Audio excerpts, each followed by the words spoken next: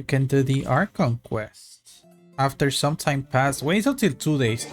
Bruh. Oh, yeah. You need to stop with this.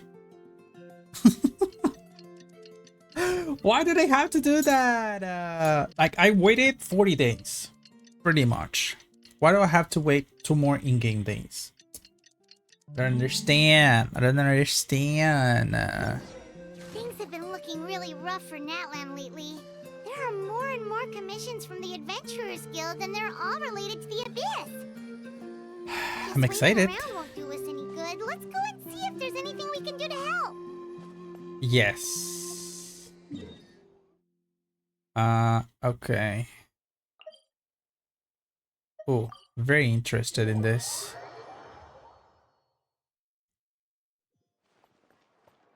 Hi, Catherine. I see. Thank you so much. The Adventurers Guild has been overwhelmed these days. No worries at all. We've always valued the strength of adventurers. Given the current situation, it's vital that we all work together. Since we're facing the same enemies, I'll send you the intel we've collected on the Abyss so far. Then we can take a look at how to coordinate our efforts. All right. Thank you so much. Hi, Catherine. It's us. Got any new commissions? Ah, you two have come just in time. I've got some good news. The Pyro Archon has finished assembling her forces and stationed them all across NATLAN. Oh. Given how the Abyss has ramped up its activities lately, we can no longer afford to act only after receiving news of an invasion. So the Pyro Archon suggested that the Scions of the Canopy and the Adventurers Guild focus on collecting and disseminating intel.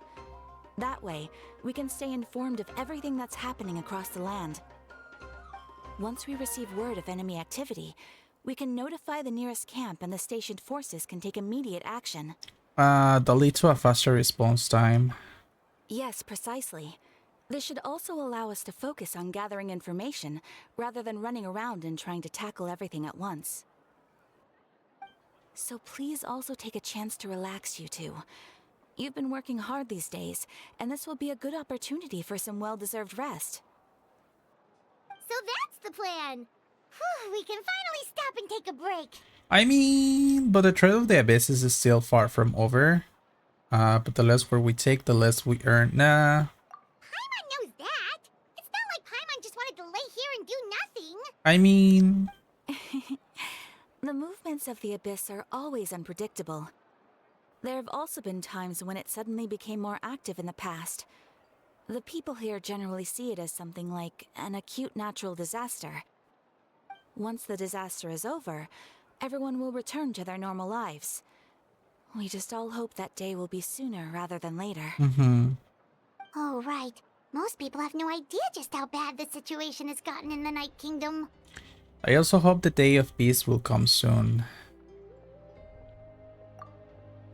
Alright, Kachina and Kenech are not voiced. I forgot. Time to pull up my Kachina voice over. Is that Rick and Paimon? Hello, hello. Oh, hey, Kachina. Are you feeling better now? Yep. I can't do this. Not really is it the time to stay at home and recover. Anyway, I wanted to do something to help. I heard that the Pyro Archon is gathering warriors to be stationed in the more remote areas, so I came here to sign up. Impressive, Kachina. Don't push yourself too hard. I'll do my best, and also make sure to stay out of your way. The last thing I want to is to add to your work. Bro, I can't read. By the way, Shilone told me she was ordered to forge you an ancient name. Yes? She said that she's all set and we can head over whenever we are ready. Wow. So we'll finally get to meet Shilonen, the legendary forger of ancient names. Paimon still can't believe anyone could forge those things. Shilone is a true master. Not only can she forge ancient names, but also all sorts of new and fun things. She always got a pile of commissions on her plate, so you usually have to wait a while before she finishes something. In this case though, she's completely cleared her schedule just to work with you. She wants to give your name her full attention. That we should properly thank her when we meet. Yep. Well, I already signed up as a warrior, so all I have to do for now is wait for my assignment. If it's okay, maybe we can go to Seychelles together? She wouldn't turn me away, right? She wouldn't run me away, right?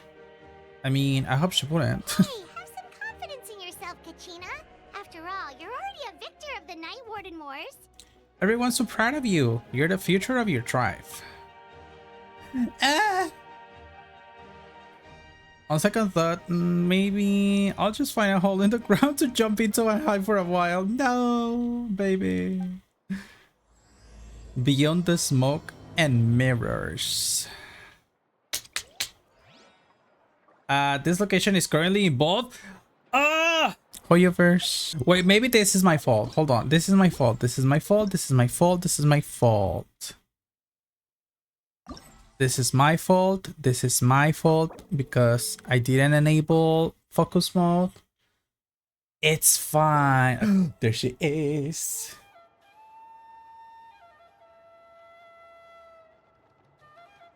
Hi. Shilolin, I brought the person who needs an ancient name. He's super amazing and I've already learned tons of stuff from him. I can vouch that he's really worth of a hero's name. Ah, yes, so I've heard. So young, and yet you've already got quite the reputation. Yes. Wait, are you Outlanders? Of course. You think I was gonna be Natlanese? Natlanese? Yep, we're travelers who just arrived in Natlan not too long ago. Yeah. No, I mean, I was aware that you're travelers. It's just no one told me that you're Outlanders. Huh? Oh, I can't. Huh? You're saying the Pyro Archon didn't tell you? No, the only thing she said is that a new hero had pledged himself to the plan. But we'd need to forge an ancient name to ensure he'd be able to return safe and sound. And she did mention that it would be quite difficult to forge an ancient name for them, but at the time, I thought she was just commenting on my skills. But I seem to understand where the true difficulty lies now. It's fine. Are you upset? No, I wouldn't go that far. I'm used to it, really. I just need a moment to process things. The Pyro Archon's requests are always difficult to fulfill, and we used to argue a lot. Honestly, it's probably for the better that she didn't bring this up at the time. Anyway, I can't argue with her if she isn't here, and it'd be pointless to take my anger out on someone else. True. But Then do it. just because I understand her rationale doesn't make me any less upset. After all, she must have known that forging an ancient name for an Outlander is an impossible task. It's impossible? She didn't sound like it when she proposed As you that. probably know, an ancient name is a symbol of a hero's sparing glory, which grows even richer and heavier as generations of successors inherit it. Makes sense. We forge ancient names by engraving the heroic deeds of an individual who will become the first hero of that particular name. I wonder if our sister got an ancient name. I got plenty of deeds under my belt. Yeah, I saw countless feats recorded in their adventurer handbook. It felt like they could do anything. But they were all performed outside of NATLAN, correct? Yes. Yeah, that's right. Oh, Ether, I feel you.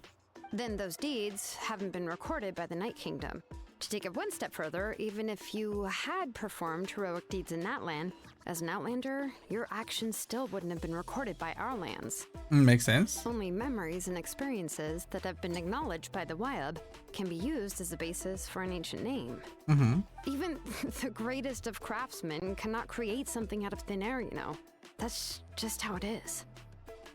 Seems the Wyab don't want just anyone to get a name, huh?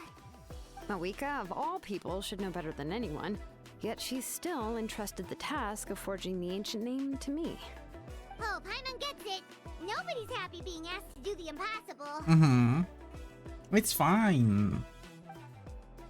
What do I feel like this happened before? I think last time Shilona just ended up running dozens of laps around the hills nearby. Ugh, don't remind me. Let's just focus on how we can pull this off. How to achieve the impossible. Make the impossible possible, you know?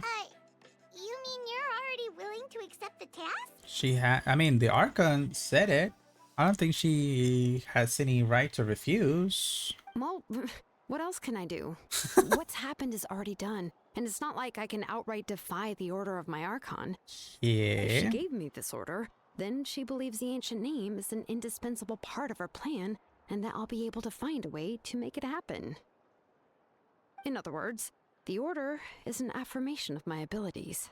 Oh, not only has she accepted the task, but now she's looking for silver linings? Maybe that's just how she and the Archon trust each other. Let's see if we can find something No, wait. Why do I try to put words when there are no words? Thank you, dyslexia. Let's see if we can find some special way to pull this off. If we really can make it work, I'm sure we can still go back and talk to the Pyro Archon, right?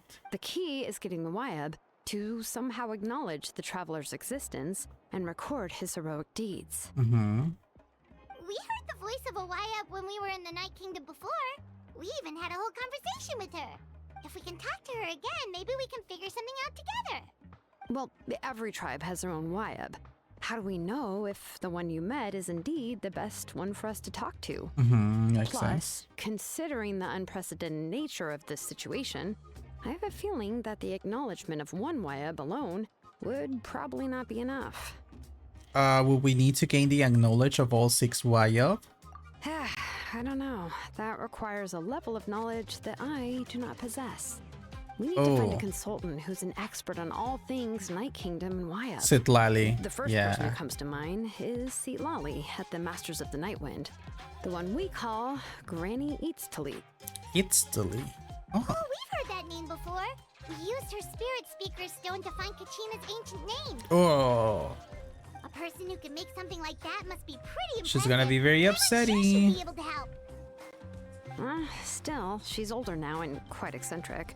It's hard to even book a meeting with her, given that she's Eccentric. constantly holed up in her room and doesn't like to be disturbed. Mood. I've heard that to get her help, you have to be extremely patient with her and know how to keep her spirit up. I hate to break it to you, but She probably won't be very happy with us. Huh. Why is that? I mean, didn't she already help you before? And you even managed to save Kachina. I mean... yeah, at the cost of her spirit speaker stone being split into 2.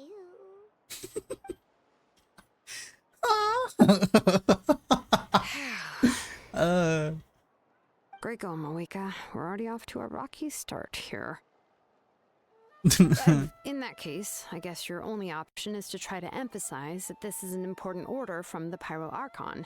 Hopefully, Sitlali would still want to show respect to the Archon. I'll also write you a letter on your behalf. If you can find someone to deliver it and mention some good things about you, then that should help too. I guess. Let's ask Kinich to deliver the letter. He understands the whole situation and he's already a familiar face to her. Paimon sure hopes a Hal won't interrupt when he's talking, though. True. All right, Kanich is a seasoned negotiator. I trust that he'll know the best things to say. Great. Then I'll go contact him right now. Please just give me a moment to write the letter, and we can meet up near the Statue of the Seven later. Okay. Sounds good. We'll take a stroll in the meantime. She's gonna be upsetting. Where do we need to go? Oh, to that. Okay, we can walk.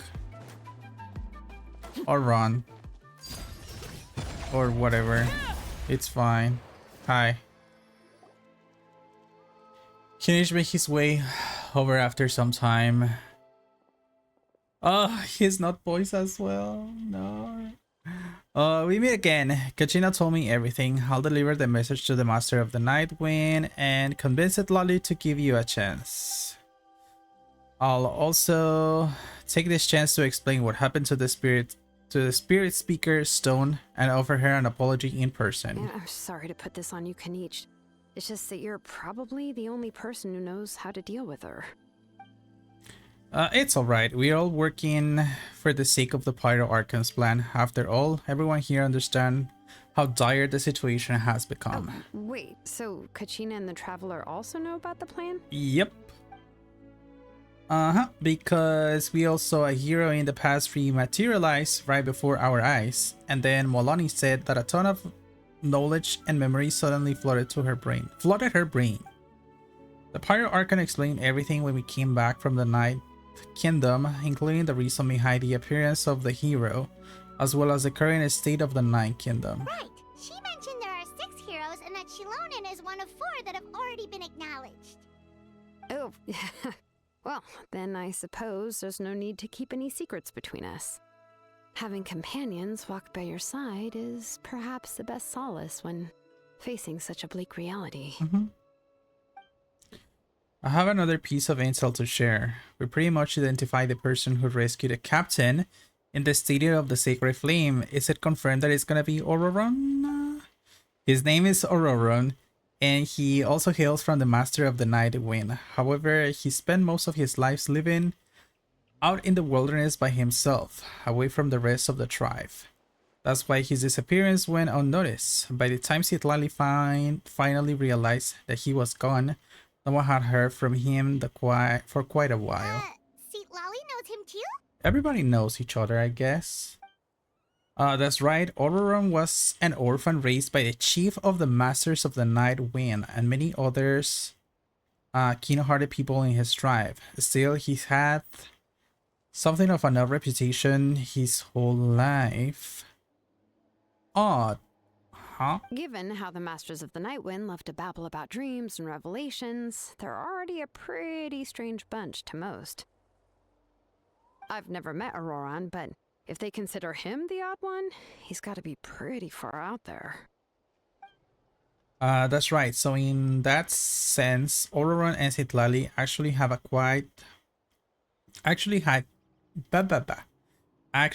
quite a bit in common, which is why they get along pretty well. Makes sense. But Paimon wonders how Citlali could be the first one to notice Auroron's disappearance if she spends the whole day in her room. As of now, we still haven't been able to confirm whether Auroron joined the Fatui voluntarily or if he was cursed. Citlali is probably eager to prove that Auroron hasn't betrayed his people. I plan to use this as leverage when I go to talk to her. Oh, so if I'm following, you mean we'll help her investigate Auroron and the captain's whereabouts? Yes, if you're all on board with the idea, then it becomes a mutually beneficial collaboration rather than just one-sided quest. Even though I don't think Citlali is the kind of person to turn down an order from the Pyro Archon, working together with us will help her focus and not get distracted by the whole Auroron situation. This way we can get 2 birds with 1 stone. Yeah! Plus, we kinda owe her one anyway to make up for breaking the Spirit Speaker's down. This is a pretty well thought out plan. As expected of Mollypoke Kanich. Then, Yeah, I'll leave my letter to you. Let's hope Citlali can meet at the stadium in 2 days. I wonder if it will be confirmed the theory that Auroron is the 10th Fatui, which I don't think it will. But I know a lot of people were mentioned that online. Sure, I'll head off right away. Take care out there, Kanich. I'll be heading back as well. There's still a few things I need to pack. Okay, then let's part ways for now.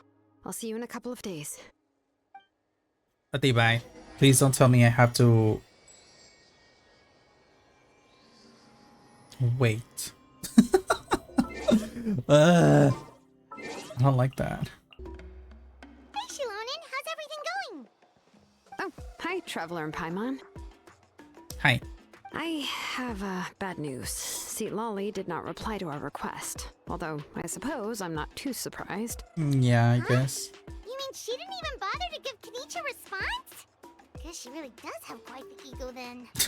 Yeah, well, she can be also quite eccentric, though she's one of the most gifted people around. Even the Masters of the Nightwind often struggle to work with her. My guess is that she probably has other reasons for not deigning us with a response. But let's go to the stadium and see if we can meet her there.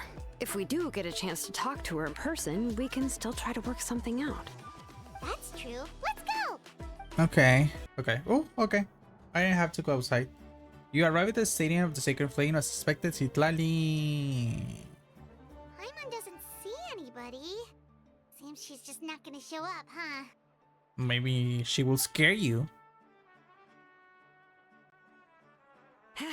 Well, we tried to be as considerate as we could, but she's under no obligation to help.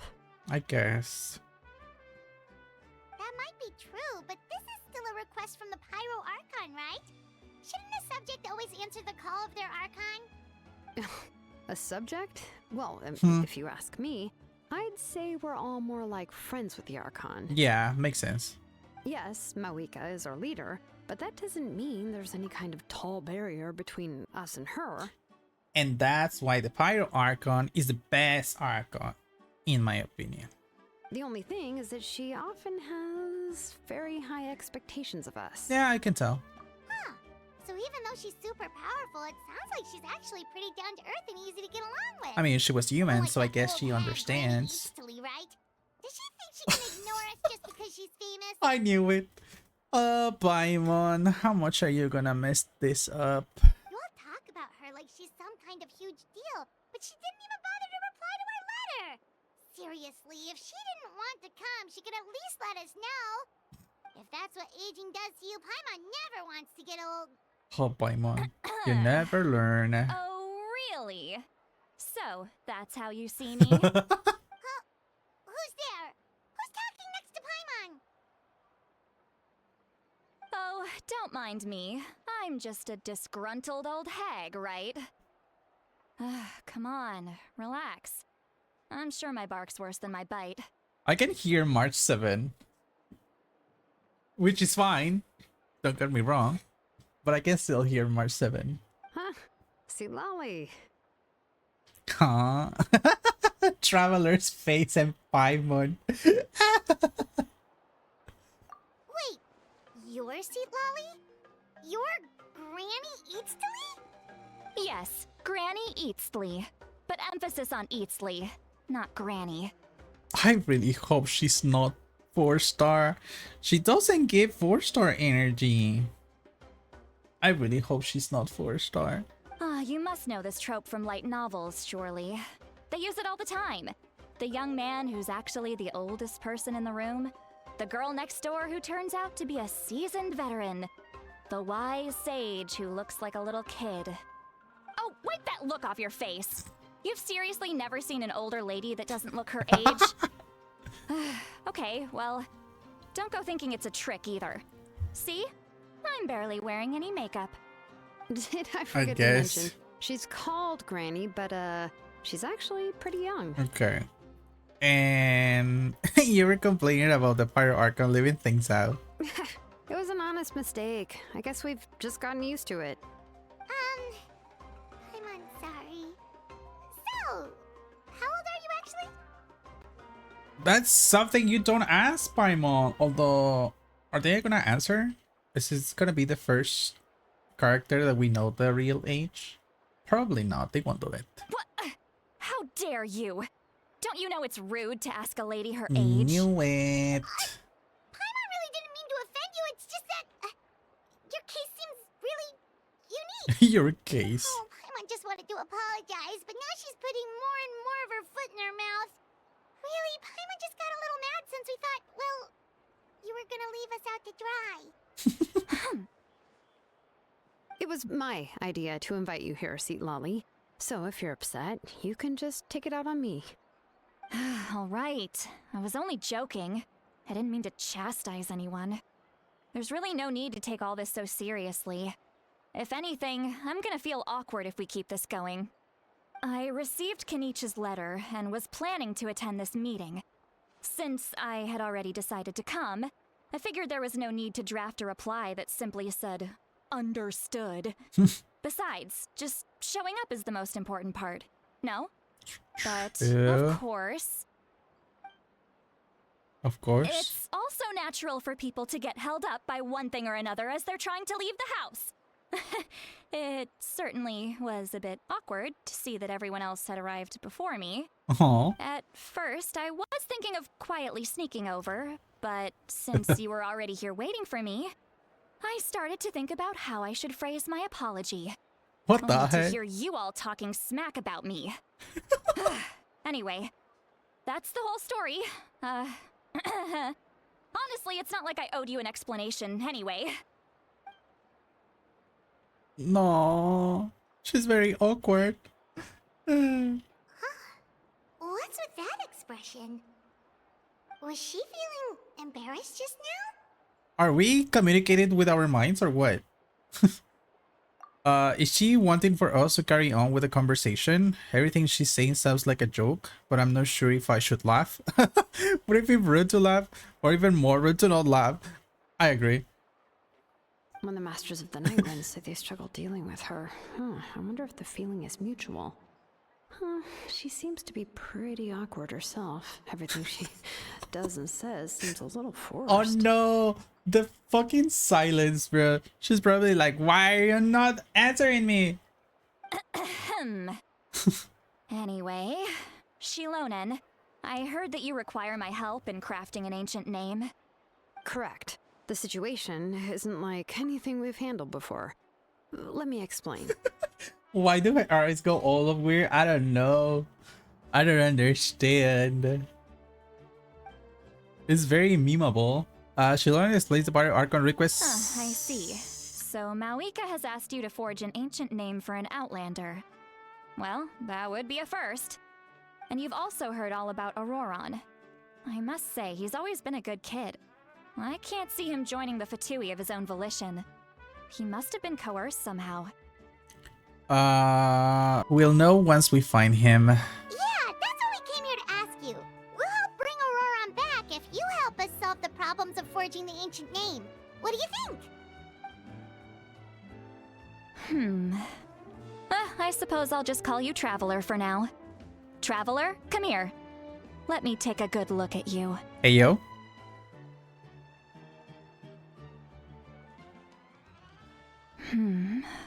Oh. She can read our mind or something? What the heck is happening? Wealth leads to unending conflicts between people. Yet you alone transcend the value of gold. Baleful thunder and wrathful waves bring terror to mortal hearts. Yet again and again, you've braved them to find new worlds. What the heck? A weary yet free soul. Even the most verdant leaf in the forest will pray for your happiness and safe passage. A weary yet free soul. Even the most burdened leaf in the forest will pray for your happiness and safe passage. Excuse me? What was all that supposed to mean? I agree. What is that supposed to mean? Those are all the things that I could see in you. You've experienced far more than even most mortals could dream of. You possess the heart of a sincere hero, along with the conviction to lift a torch above your head and walk headlong into the night. Huh? Don't move. There's something here. Huh? What thing? Don't scare Paimon. Is the Traveler gonna be okay? Shoe! Shoe? What the heck was That that? should do it.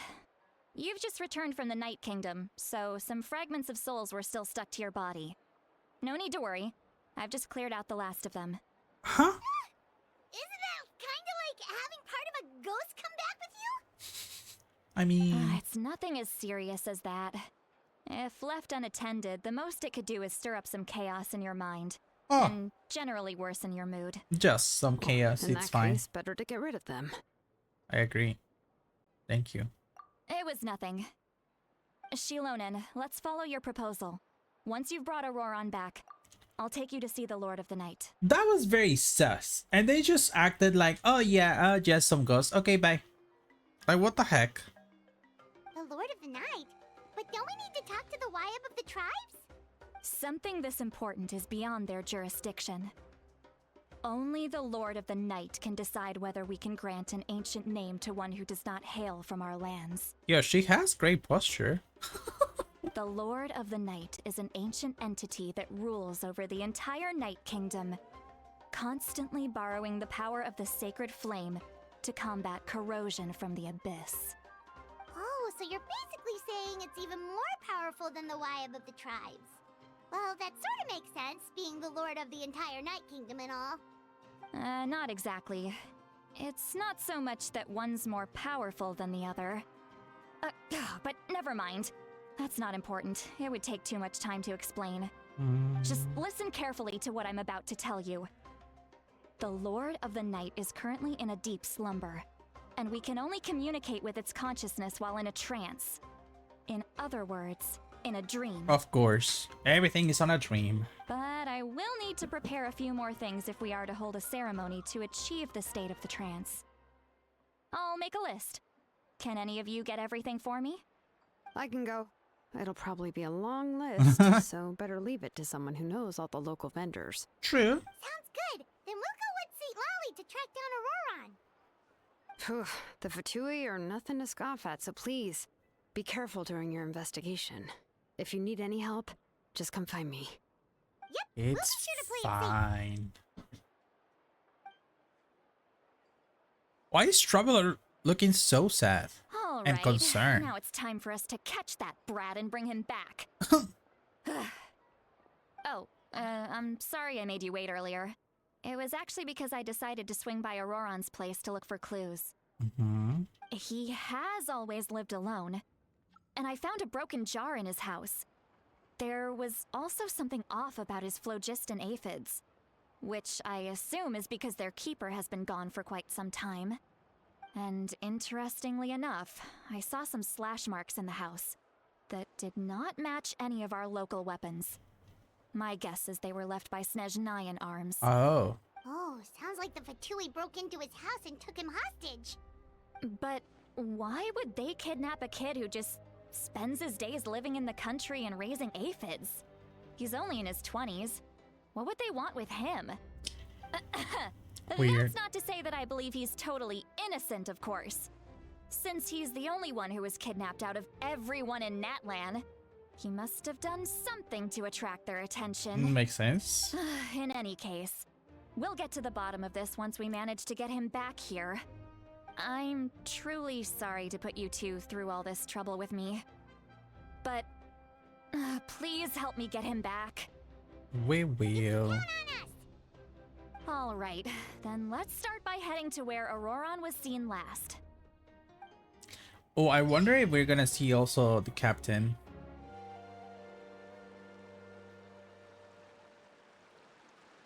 This is the spot.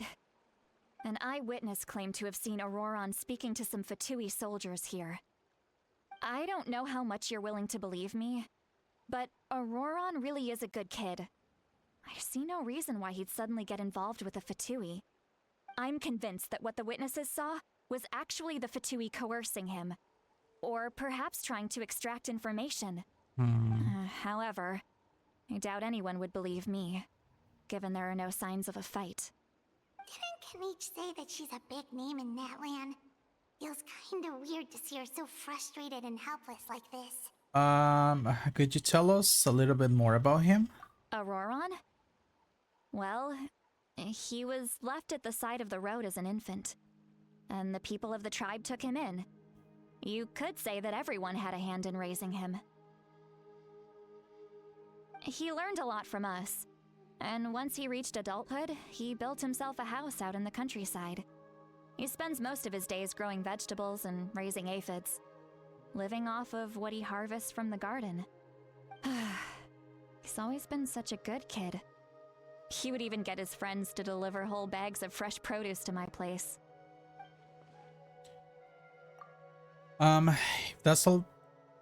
If that's all there is to him, then he really doesn't sound like a bad person. Maybe he'd do it to appear good to other people? Oh well, let's keep looking. He can answer all of our questions once we find him. He's been raising phlogiston aphids for a long time, and since they were disturbed, they secreted a special type of phlogiston. We can use that substance to track his movements. Let's follow the phlogiston trail. Huh? What trail? Paimon doesn't see anything. Oh, right. I forgot your eyes don't naturally perceive such things. Here, give me your hand. Are you gonna give us power like that? Well, that would be cool.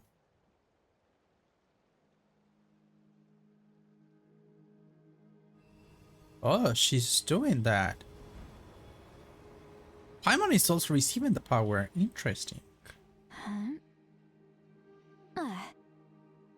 How about now? What do you see? You should also see it, Paimon. I can see the trail now. Whoa, Paimon can see it now too. Okay, it was gonna That's be right. weird if she says I used a can't spell see to it. temporarily transfer a portion of my senses to you. For a short while, you'll be able to see the phlogiston too. Wow, you can even share your senses with us? First time Paimon's heard anything like that. It requires a very rare spell that most people aren't adept at. But don't worry, it's a cinch for me. Between the two of you, it seems the Traveler's senses are a bit stronger than Paimon's. When I held your hand just now, I could sense that you've got a great affinity for phlogiston. You're extraordinarily gifted. Anyway, we'll need to use our vision now to track down Auroron. Good luck, you two. Over here, this way! See, Lolly might say a lot of deep and confusing stuff, but this spell of hers is really something. Paimon. What was that? Oh, Paimon was just complimenting you. Really? That sounded like a compliment. What does she mean by deep and confusing? As far as elderly shamans go, I'd say that I'm already pretty easy to talk to. Is there any other old hag who's as fluent in the language of the youth as me? Huh? But is my way of speaking still not trendy enough? I've already tried my best to match their speech patterns. But given the looks on their faces just now... Why is it not Sitlali and a question mark thingy? Or perhaps I'm still not fashionable enough? But that can't be, right? Ugh. Don't tell me they're still getting the impression that I'm super old-fashioned. Huh? Is she a millennial?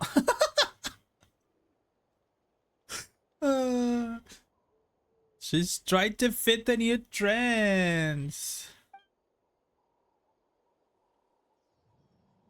I think I just heard a voice. Wait, but it wasn't with my ears. Was it all in my mind? Was that Seat Lolly's voice? Huh? How can y'all hear that? Since Paimon heard the same voice, but she also looks like she understood what's going on. Let me think. Must be the side effect of the spell she cast. Now that I think about it, it's a good thing I found some helpers this time.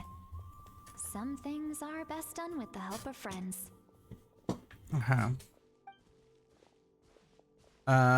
So we can now hear her thoughts through telepathy. That's weird. Something like this could only happen with Sitlali, I guess. Oh? They appear to be feeling quite confident. Looks like our work will go smoothly. You bet. Just leave it to us. But she can't hear our thoughts? That's weird.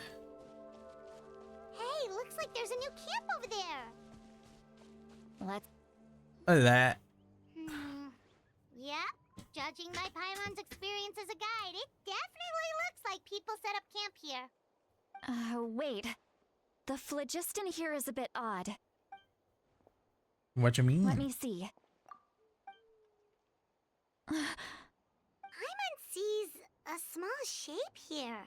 Could it be some sort of symbol? This is a distress signal for the Masters of the Night Wind.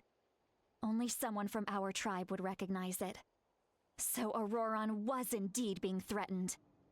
We've got to find him. Fast. Leaving such a subtle mark implies that he was trying to be discreet. In other words, he was probably under the Fatui's watch. If they notice us, we can just charge in and fight them to the death. But what if my darling grandson is also there? I can't have him caught in the crossfire. Grandson? No, I've got to be careful. Otherwise he'd get hit as well. How annoying.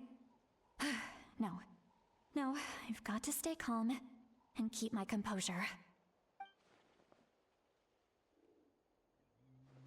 What is happening?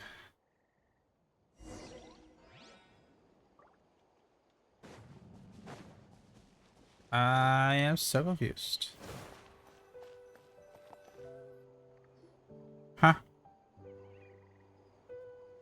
There are traces of people staying here too.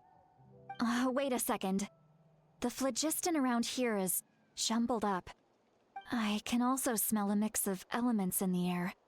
Pyro, electro, and some other elements as well. Kanich told us that you were super amazing. No wonder you can sense so many more things than us. It's about time that little brat said something nice about me. There are signs of a struggle here. Judging from what's left on the scene, there must have been a fight. But after that, the factions seem to have gone their separate ways. Both the phlogiston and the elemental traces in the air support that. Seems like Auroron found a chance to fight Do you back. still remember the little mark we found before? Paimon's thinking, what if Auroron wanted to leave another distress signal, but was caught by the Fatui? She looks very worried.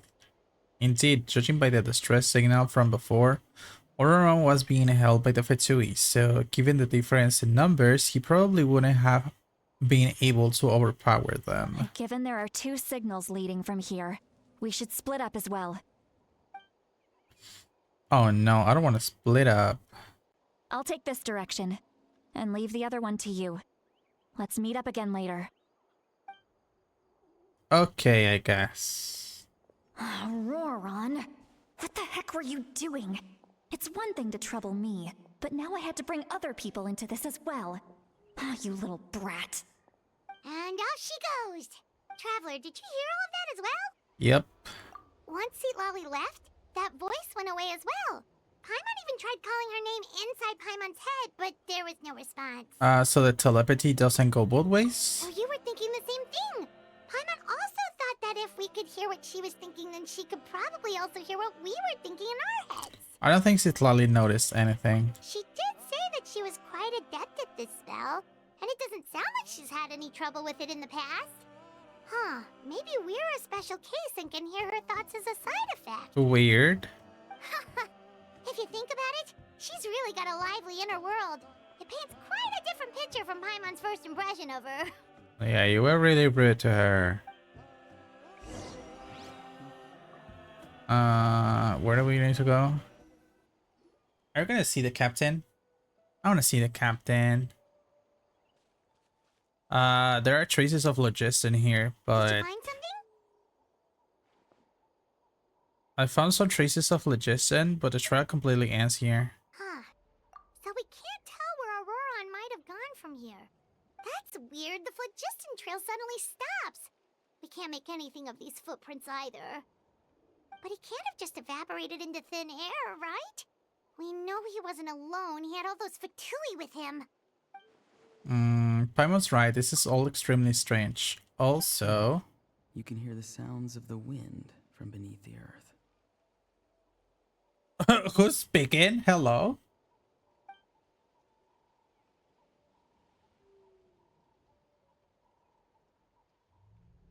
Huh? Whose voice was that? Blah, blah, blah, blah, blah. What the heck is happening? That wasn't Auroron. What is happening?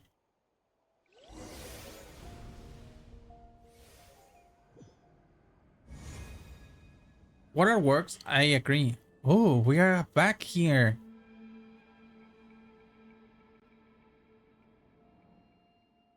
The Night Kingdom? How did I get here? Is that the captain? No, that's Aurora. I'm very sorry, but please do not move. I have no desire to hurt you. I like his voice. Huh? I apologize that our first meeting has to take place like this. It's just that you're much like one of those animals with ears that perk up as soon as it senses danger in their environment. And given your combat proficiency, I would not have been able to gain an advantage over you if you were anywhere else in the world. However, you're now in the Night Kingdom, a familiar domain to the masters of the Night Wind. Mm-hmm. Hello, traveler. I'm Auroron, the one you've been searching for. Oh my god, he has the same eyes as I do. Purple and blue. I must escape him. What does this mean? Have you escaped the Fatui's custody? He's stroking our hair. He's like, nice braid there, either. Ah, the Fatui's custody. I see. So even Granny has told you that I was coerced by the Fatui. I'm afraid you've been brought here by a lie, like a false omen in the lingering smoke. My friend and I only left those traces to lure you here. Stop touching me. It was never our true intent, however. It was simply the fastest and most feasible way for us to set up a meeting. Okay. It's the captain. Greetings, traveler from afar. Hi. Be careful with this traveler. His soul is temporarily restrained by us, and it appears to have become more fragile in the process. It's taking all my concentration to hold on to him. It was I who tasked Auroron with leaving the traces to lead you here, and I who used the Master's ritual to bring your soul to the Night Kingdom. So you are working together. What do you want? I've heard much about you from the past encounters you've had with my colleagues. Given the present situation in NATLAN, I would like to sincerely request a formal meeting with you, in person. Okay. I will use the opportunity to explain my goals and motivations to you, as well as why I mistrust Malwika, the Pyro Archon. I believe there is little reason for you to blindly follow her plan. Sus? If you would like to hear our intel, then find us to the east of the stadium. But remember, not a word of this to anyone. I would like to avoid any further conflict. Okay. You will see me again once you return to reality. No matter what I say, please, help me keep this a secret. This is all to avoid dragging Granny into this conflict. And now we're falling asleep because he keeps caressing our... Caressing? Is that the right word? Our hair?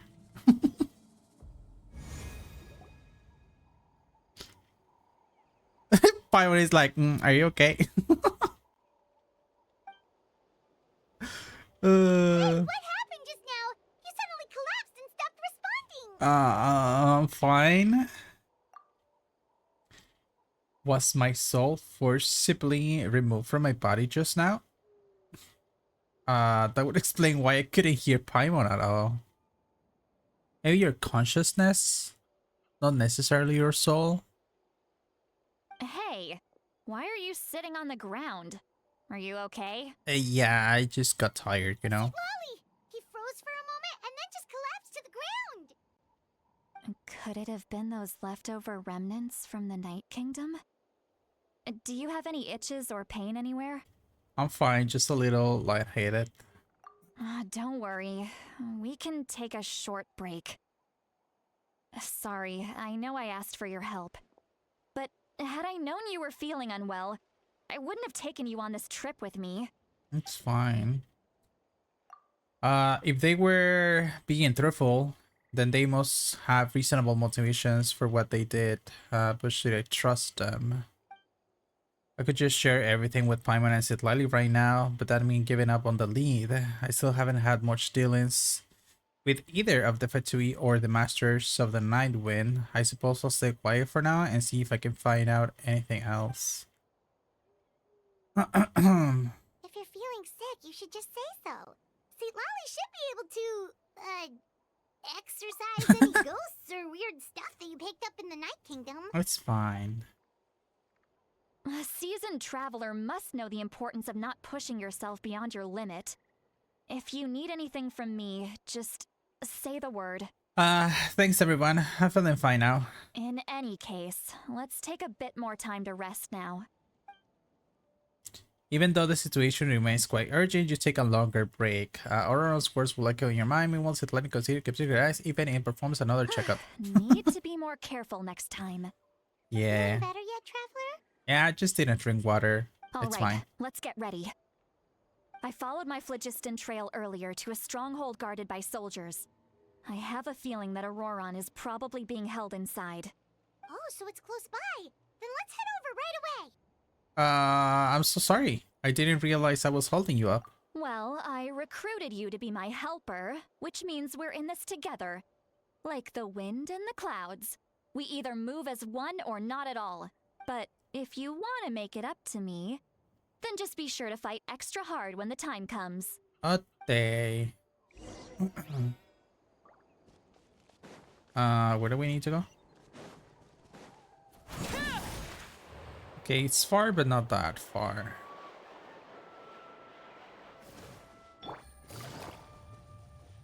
We're here. Oh, there's a Fatui. Look over there. Huh?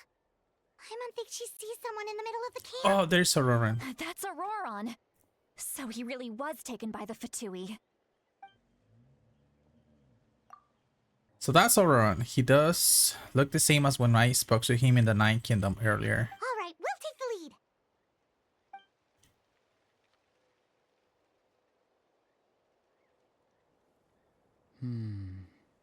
Hey, quit daydreaming. Don't you have work to do? It's fine. I cannot see the sun. What? Without the sun, I cannot see the truth. You are currently blocking the light, so I must beseech you to move aside. Huh? Okay, Mr. Philosopher. That's enough mumbo-jumbo. Wow. I'm going to rip that guy's head right off. Chill. See, Lolly's struggling to control her temper now. Are you ready? Let's go kick their butts. On my count. 3, 2, 1. Still trying to resist? To kick some You've got butts. no idea who you're up against. But where is it, Lali? I wanted to see her gameplay. Where is it, dude? Overruled. One with nature. Teamwork is dreamwork. Let's games up. Fun's over. Auroron! Auroran! Granny! Granny, don't call her Granny. I know she's called Granny Eats to Lead, but it's still kind of weird hearing someone actually call her Granny. I agree. And greetings to you too, Gramps. Gramps? What do you mean? What did you just call him? Gramps? Is that not right? You're Granny's friend, are you not? You seem to be approximately the same age as her, so I figured you've got to be Gramps. How many times have I told you? You're It so doesn't work funny. like that. There are a lot of people who look about the same age as me. You can't go around calling everyone Gramps or Granny. Oh, wait. He's not a child, is he? Don't tell Paimon he's one of those people who look like an adult but are actually only 8 or 9 years old. Oh no. Oh, your words have pierced my heart like a thorned vine. Given how hard those thorns are to remove, I may just need to find a pair of tweezers. Why are you so upset? You can just say yes or no. Of course I'm not a child. It's just Granny always taught me to show gratitude where it's due. And since the Masters of the Night Wind raised me collectively, I basically see everyone above a certain age as an elder I should look up to. Well, the way he does has definitely changed, but he doesn't feel like he's putting on an act. He asked me to do whatever I could to help keep things a secret, and even said it be for Citlali's sake. So you treat everyone like they are your uncles and aunties?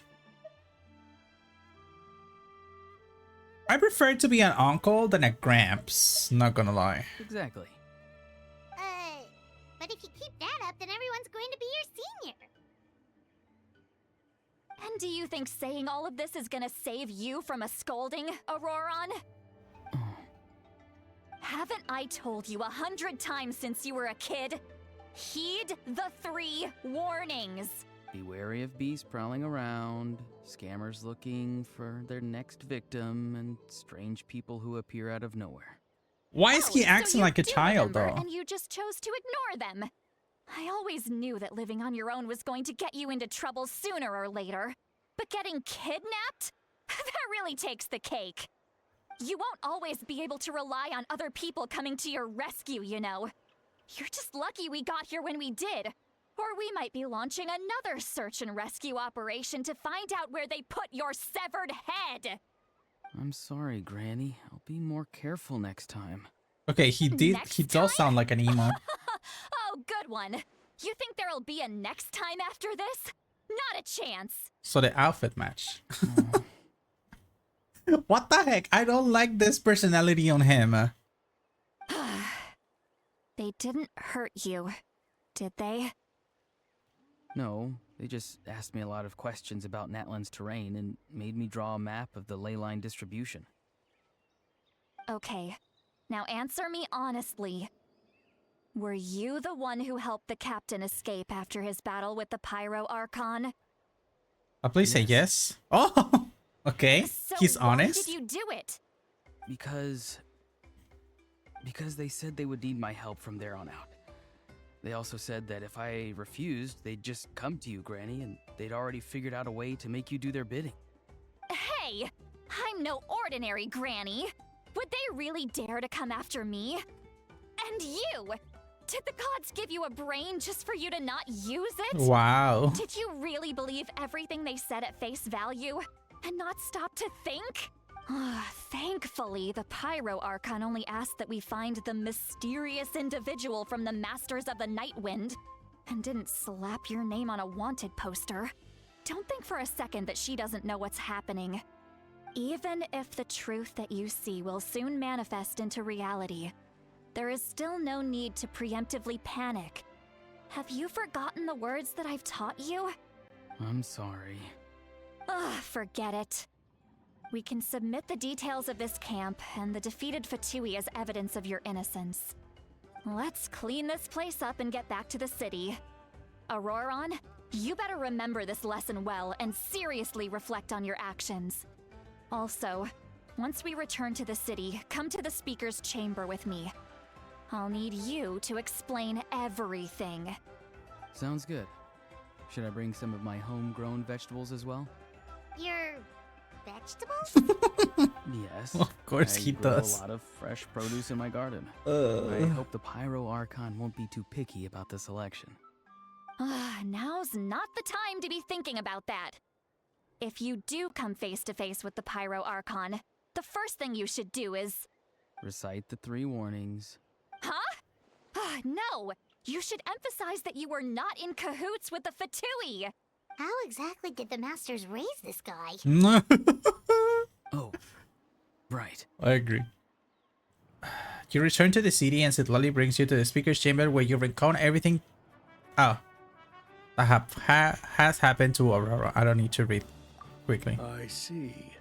So Auroron came to the captain's rescue because he promised to help him in exchange for Citlali's safety. Okay. That's right. I'm sorry. Now that you know Auroron was only trying to protect another member of his tribe, could I ask you to petition the Pyro Archon for her forgiveness? We'll give her a full report. We'll let you know once she's reached a decision. Will I need to stay here? Technically, yes. But if Miss Citlali is willing to serve as your guarantor, then we can release you from custody. Sure. I'd be happy to do that. I don't have any more time to waste here. I still have other things to do. Understood. Thank you very much. Mr. Auroron, please report back to the Speaker's chamber as soon as you've received notice of the Archon's decision. I understand. Thank you. And thank you too, Granny. Well, at least you won't need to hide your face anymore. Traveler, Paimon, thank you very much for your help. And don't worry, I haven't forgotten about my side of the deal. Once Auroron is settled, I'll go talk to Shilonen and get started on forging an ancient name for you. Thank you. Oh, thank you. I'll be counting on you. You scratch my back, I scratch yours. It's as good as done. You can just go twiddle your thumbs or something while you wait for the good news. Bye for now. I would like to speak to Auroron. Come with me, Auroron. Nar. We've got to find you a place to stay for the night. Goodbye, Gramps. This new grandson of mine is way too polite. I don't like it.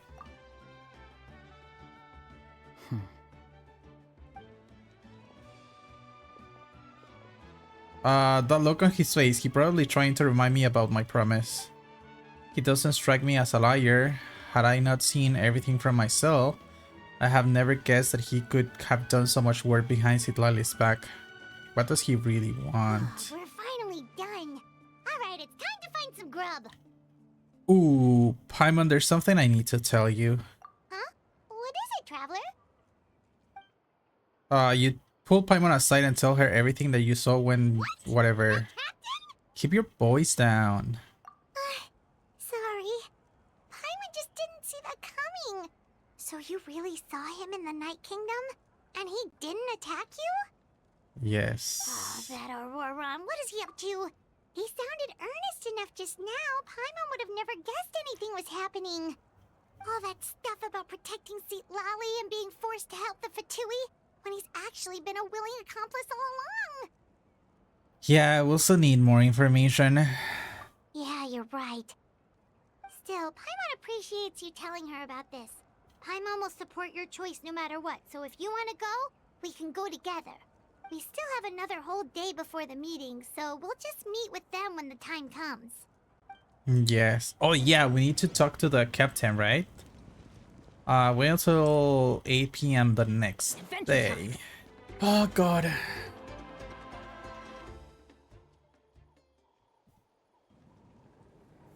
There's nobody. Weird. Paimon doesn't see anyone. Oh, please don't let this be a trap. Hopefully not. There they are. Hi. What was that? Good evening. Nice to see you again. Can you stop with the Gramps things, please? It's you. You shouldn't pop up from behind people like that. What are you, a ghost? I'm terribly The sorry. bish and Just the force of habit. I tried to pause, but the bish and And what's with you apologizing all the time? You sound so polite and honest, but you're actually doing shady stuff behind people's backs. You're right. Granny tells me that too. Huh. Come to think of it, you remind me of her. Oh. Sometimes you two sound really similar, you know. Annoying. Oh, so you're gonna call Paimon Granny too now? Well, I could.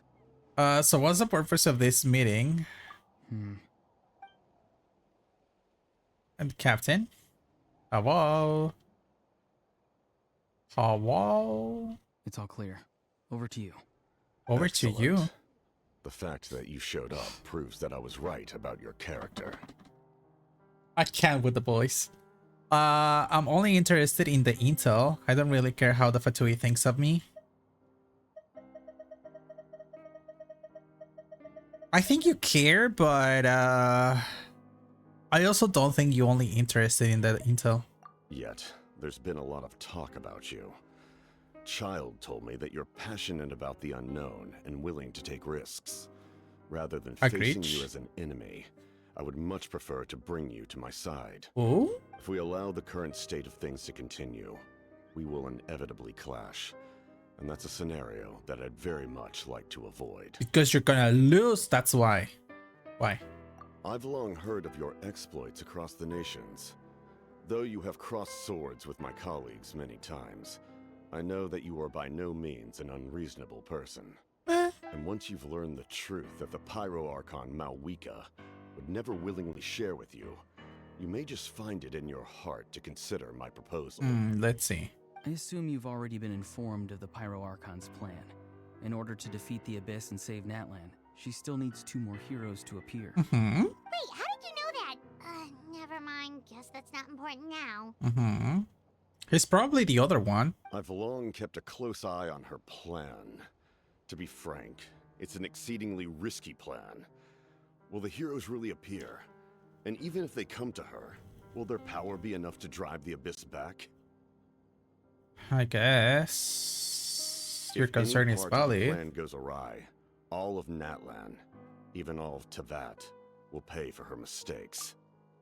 Well, why are you so interested in saving NATLAN? Now, you may have been led to believe that this is the only plan available to her. But what if I told you she's had another emergency plan all along, the details of which she has chosen to keep hidden from you? Like An what? emergency plan? Yes, a way to keep NATLAN intact, even if her original plan fails. But given the painful cost of its execution, she has chosen to keep it as a mere backup plan. Whether this stems from hesitation, fear, or even naivete, I cannot say. But NATLAN cannot afford to wait until she comes to her senses. My fear is that given the enormity of the decision, she will be reluctant to confront the dire reality we face until it is too late. There will be no time left to execute the backup plan, and all of NATLAN will be lost to the Abyss. But what is the backup plan? I need more answers because he's really not saying anything. He's just saying like, oh, she has a backup plan, and we can afford that. What's your plan then? We have to make the decision for her, here and now. I mean, yeah, that's your yeah, I agree. He hasn't said anything really. Yeah, do you have any evidence for all this? Just telling us a bunch of scary stuff isn't enough, you know. I agree. Besides, wasn't it you who tried to seize the Gnosis for the Tsaritsa plan? Oh, wait. By seizing the Gnosis and making the decision for her, could that mean that the Gnosis has something to do with this backup plan? Is she gonna destroy the throne like Farina? I mean, not Farina, but like Focalord? His primary concern, it's obviously the Gnosis. Let's be real. So he's not really trying to protect NATLAN, he's just trying to protect the Gnosis from being damaged in all of this. I knew you to be clever enough to see. That's right. I did not seek the Gnosis for the Tsaritsa. I do not seek the Since I was defeated in battle, I must put to rest my thoughts about the Gnosis. But even so, my desire to save NATLAN remains unchanged. And now, But why? I have found a new way to solve the crisis. We can implement it immediately if we reach an agreement. Oh, who's there? Someone's here. Oopie. Huh? The captain disappeared. Something is rapidly approaching. Oh no. Is it the Abyss? Something? Bad news, chump. Oh. It's your granny. Oof. See, Lolly, when did you get here? I knew something was amiss after we were separated. Hidden ceremonial tools, an unconscious traveler. I must say, I'm very curious about what you're up to.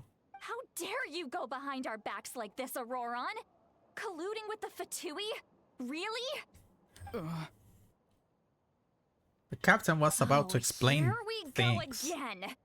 Cat got your tongue, huh? You really think you can avoid a scolding just by staying quiet? I'm not trying to avoid anything. Oh, and now you're talking back. Well, go on then. Explain yourself. What the heck are you up to? I'm sorry, Granny. I feel so guilty. You! That's it! Where are my tools? I swear if I don't teach you a lesson right here and now, gosh. Wait, see, Lolly, please calm down. We still learned a lot of info, didn't we? Like the fact that the captain isn't trying to seize the Gnosis anymore. So maybe just save the scolding for later, okay? This is no place to discipline a child. He's not a child. Listen well, Auroron. You're only getting out of this now because of the Traveler's plea. This isn't over. You hear me? You're right, Traveler. Let's go. We can discuss this more back in the city. You two keep an eye on Auroron for me, okay? Our conversation with the captain was interrupted at the most crucial moment. I agree. But if Auroron still here, maybe he can still learn the rest from. Maybe we can still learn the rest from him. Will he share stuff? Gosh darn it! I don't know. I don't even have any guess on what the plan from the captain would be. He says he doesn't care about the Gnosis, but he obviously care.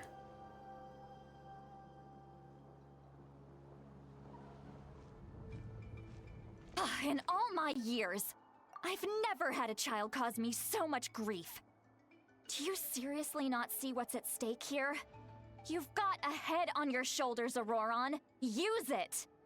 Why did you help the captain? And I want the truth this time. No answer?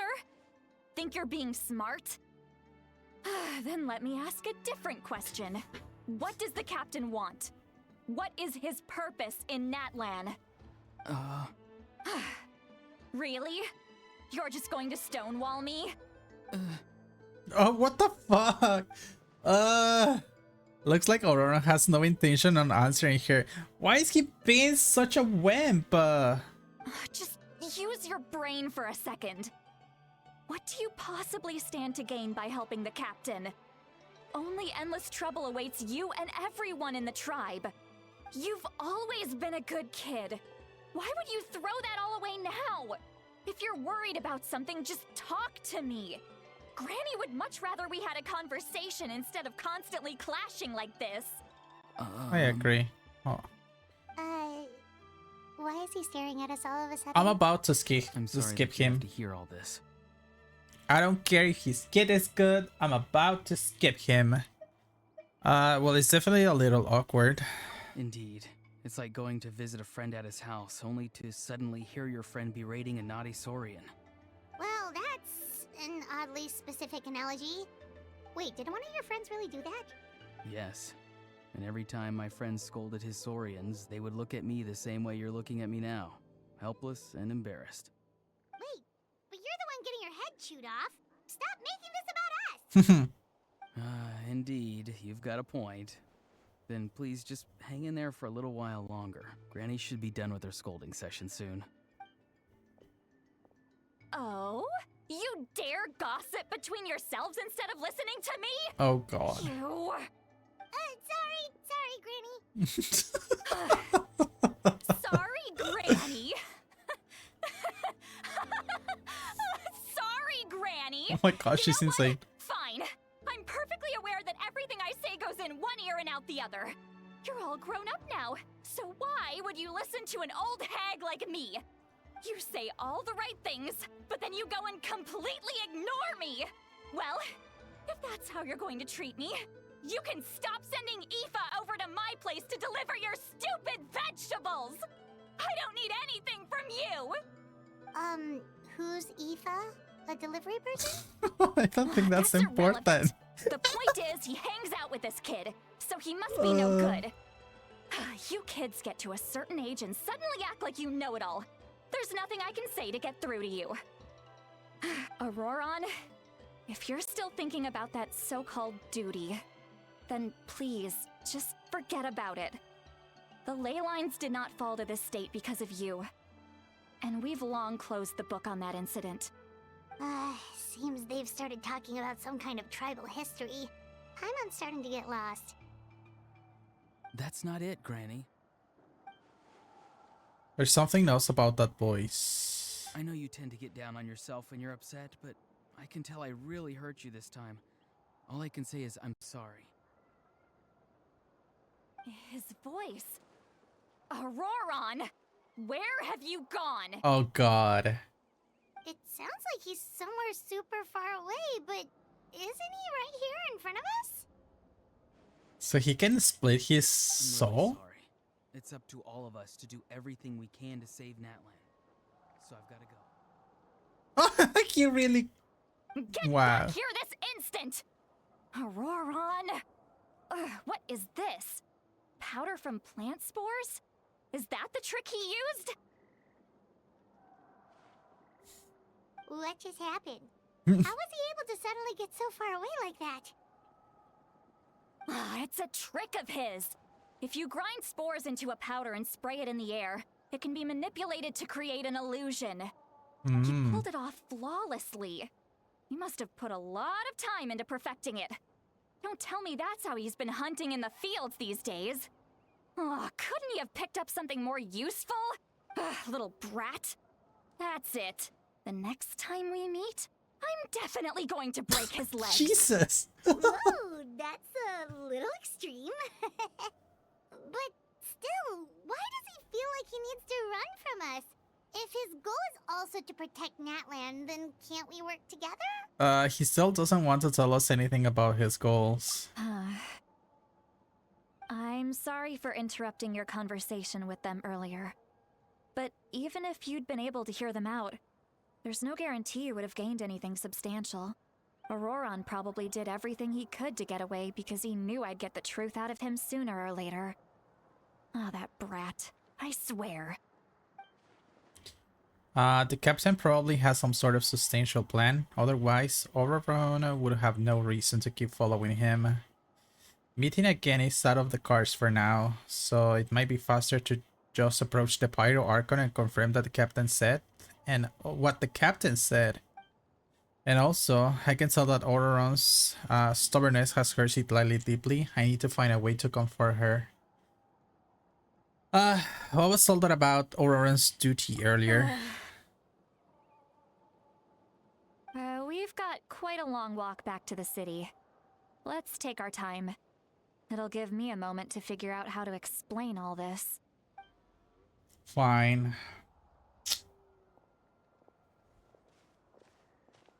I want to talk to the captain again. Do you two have some time? Feeling hungry? How about we get something to eat? Oh, right. It's been a while since we last ate. Now that we can relax, Paimon just realized how hungry she is. I'm actually hungry. Well, then let's go. We can find somewhere to sit down and talk. Food and drinks are on me. Yay! It's okay. We can cover it on our own bill. True, Paimon's got a secret fund, so she can't do the honors. How did this become Paimon's bill? Citlali looks quite down on herself. Yeah. Alright. It's on Paimon this time. What's one meal to the best guide into that? So you can just sit back and enjoy, Citlali. Paimon will take care of it. This is probably gonna be very Hey, expensive. come on now. You won't even let me take you out for some food and drinks? Oh, I just wanted to treat you to a meal. you can do it then. Are you sure? We can save you some Mora. Mora is the least of my concerns. Besides, we're definitely due a meal after all the time we've spent together. Let me get this one. I might be an old hag, but I like to think I'm not completely useless. Sure, that's fine with us. But Paimon doesn't want you to be sad, Citlali. Don't worry. I'm sure a juicy grilled steak will work wonders. The three of you walk into the tavern and find a quiet spot to sit. You and Paimon order some food and fruit juice while Citlali begins chugging down bottle after bottle of wine. Hey, nice. So now she's gonna be drunk? What are you looking at? Do you see two people standing by the door? They look like spitting images of each other. Oh my god, she's Are drunk. they twins? That's funny.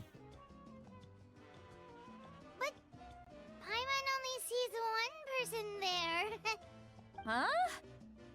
How could that be? I guess my mind isn't as sharp as it used to be. Give me another bottle, boss! Jeez, stop. Do you think she's drunk? I'd be surprised if she wasn't. There you go, miss. Oh my, it's not every day you get to see Granny Itzley here with some friends. Not to mention ones who've made a huge name for themselves recently. Oh, so you've heard of us? Yeah, she needs to hang out with Venti for sure. Of course I have.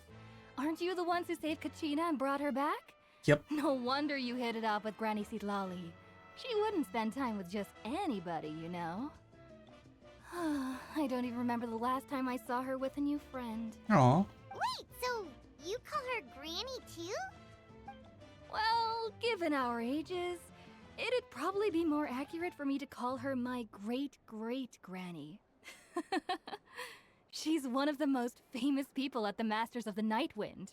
Most days, hardly anyone even dares talk to her. Huh? Gossiping about me right in front of my face now, are you, Chonka? Oh, please, Granny, I wouldn't dare. I'm just beyond happy to see you bring over some new friends. After all, any friends of our regulars are sure to be great customers too. All right, that's enough. Go on now. I'm sure the other customers would like to talk to you as well. There's no need to keep staring at me. I promise I'll keep my alcohol down until I leave. Well then, you have my thanks. After Chanka leaves, Hitlali downs a few more glasses and being to start blanking to spay from her chair. Oh no, is she gonna do the weird eye thingy? You start wondering whether she's actually drunk or working through some complex problem in her head. Probably. Oh god, there goes the eyes.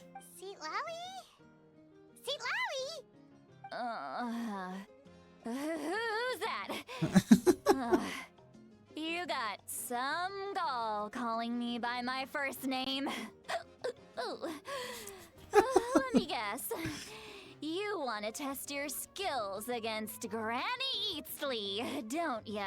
God. Are you still with us, Seatlowy? You're kinda talking to no one. You chumps come around here, picking fights with me? Well, you know what happens next. You lose, and then run off home to tell everyone about how I'm this big scary bully. It's always the same story.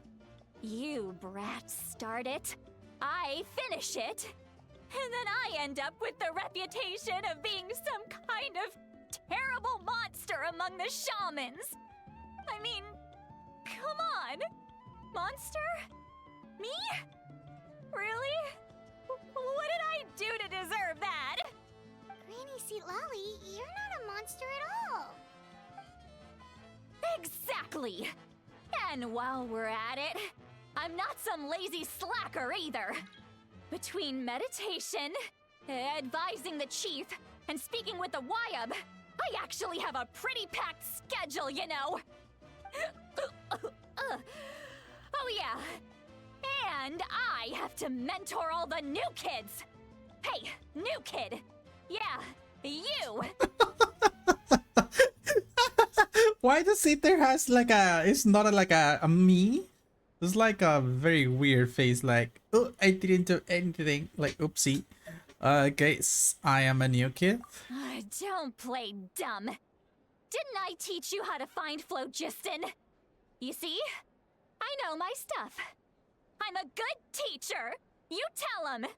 Thank you for all your teachings, ma'am. That's more like it. About dang time someone showed me a little respect. Yeah, Granny's a hard worker, all right. You can always rely on old Granny.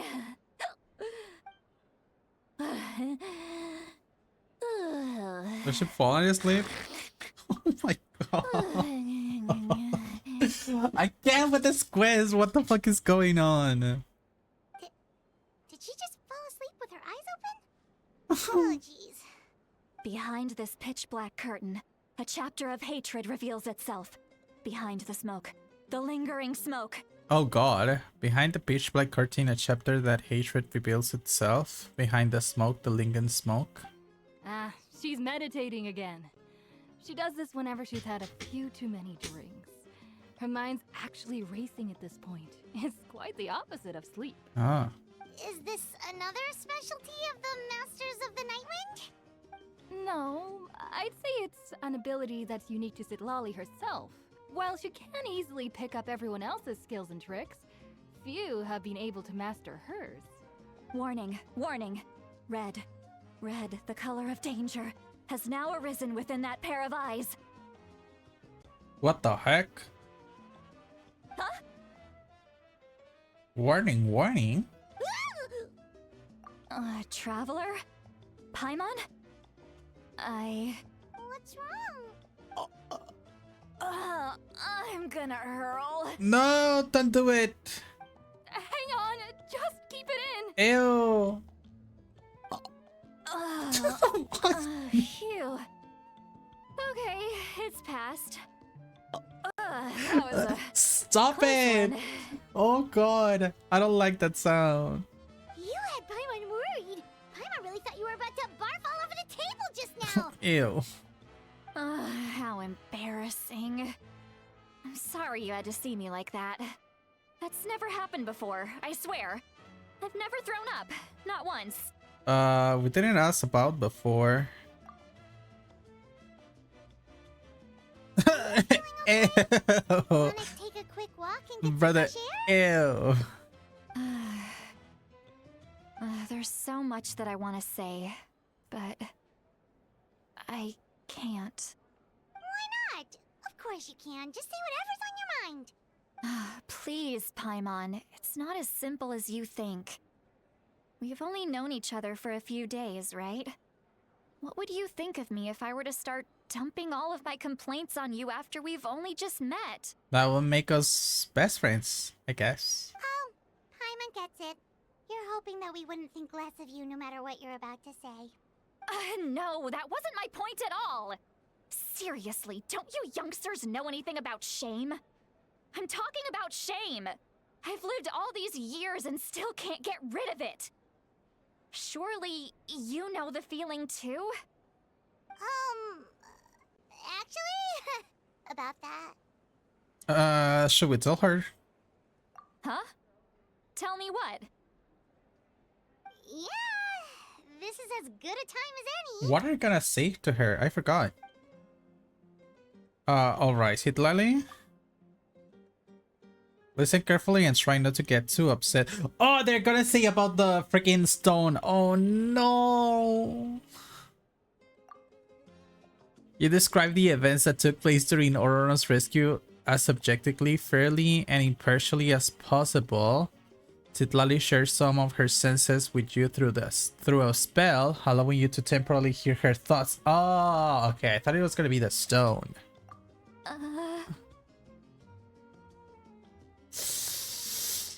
So, you heard my... It's okay, Citlali. You had every right to complain about those things. I can't take it anymore! Why do these things happen to me? Hearing me mumble under my breath is one thing, but hearing what I mumble in my own head? That's too much!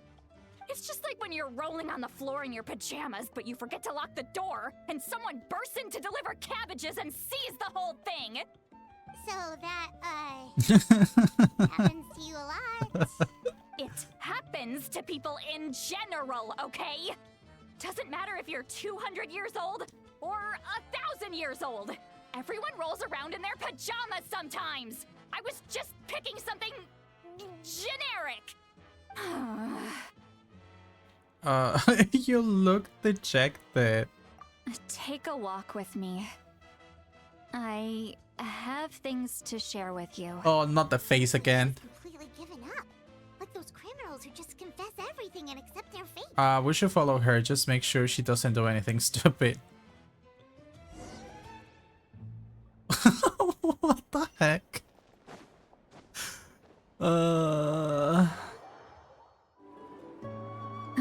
Well, great view, right? I love coming here by myself. Wow, it's beautiful.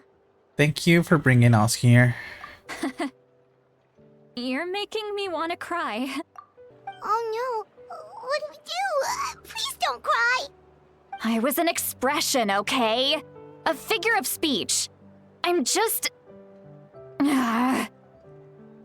embarrassed.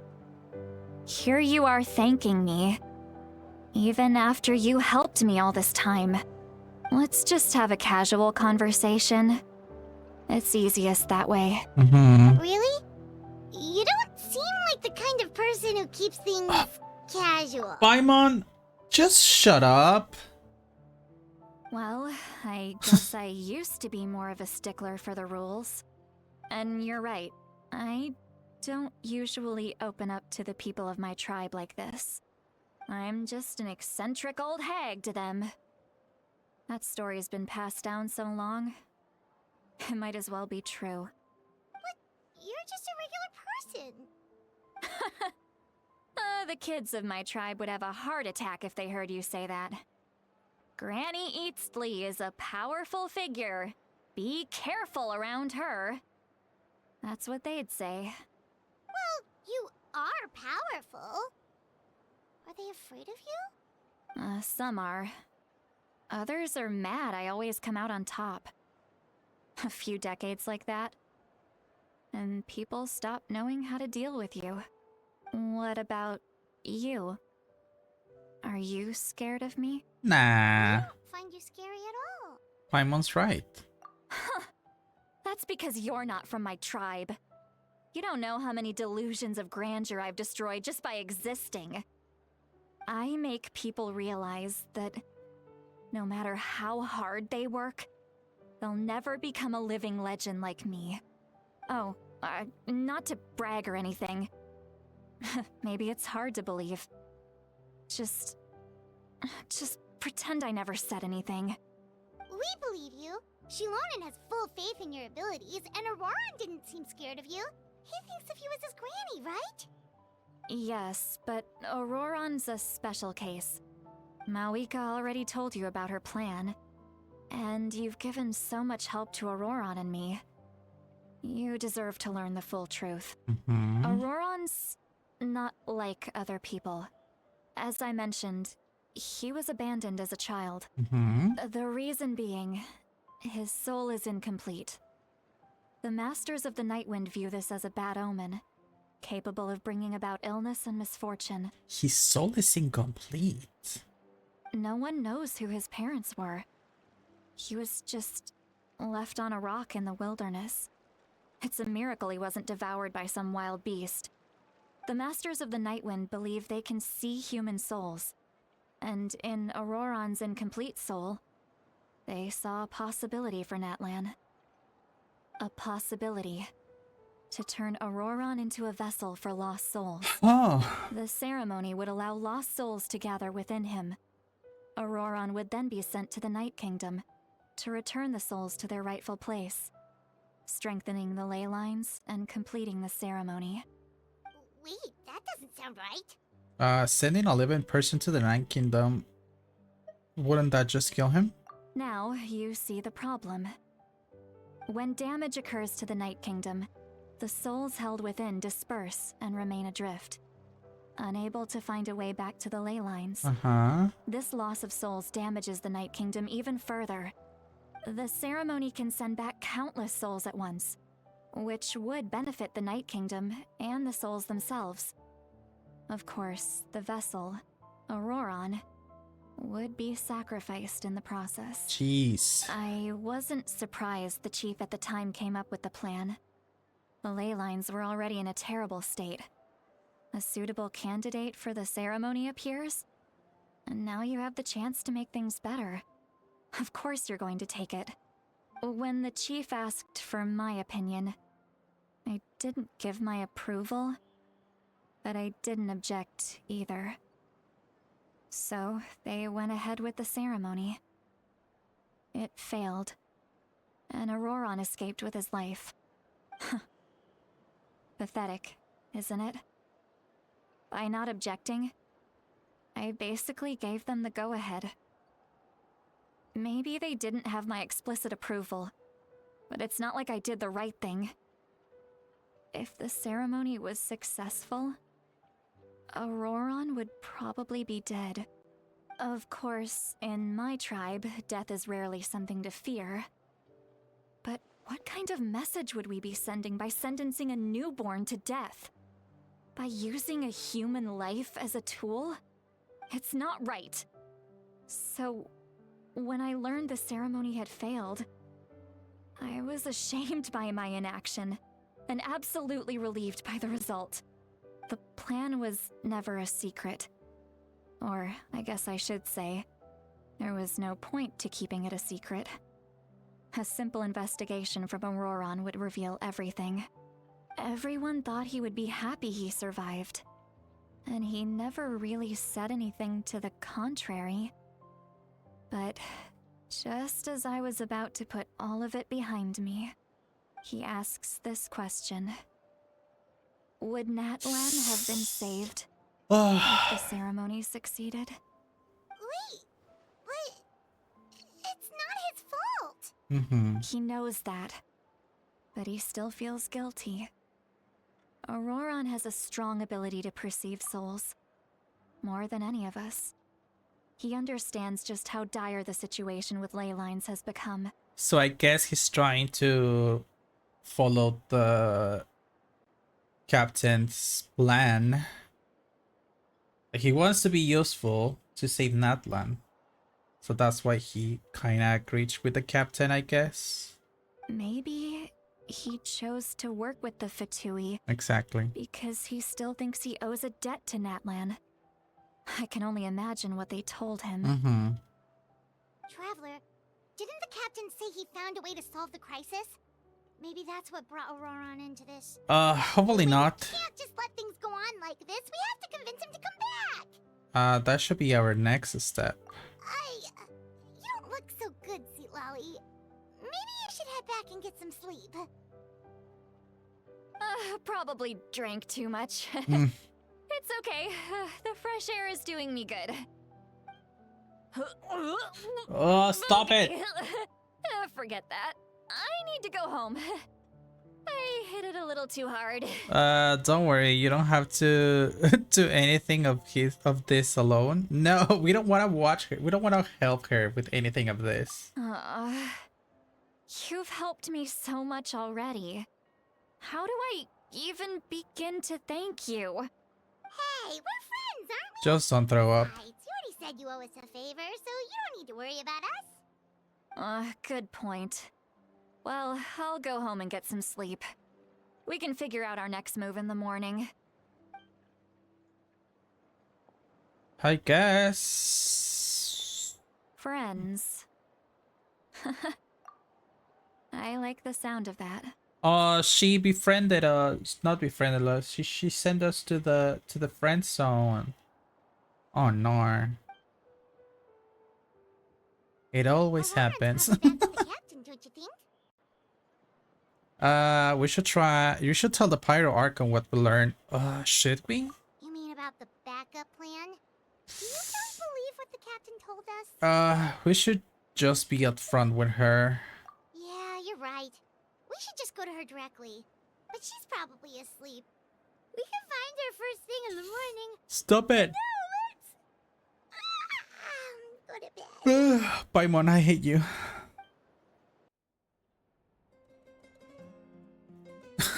We're sleeped.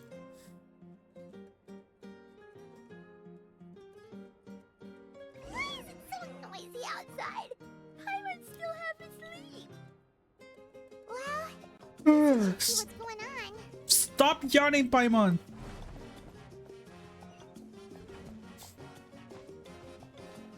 Mabuika, where you at?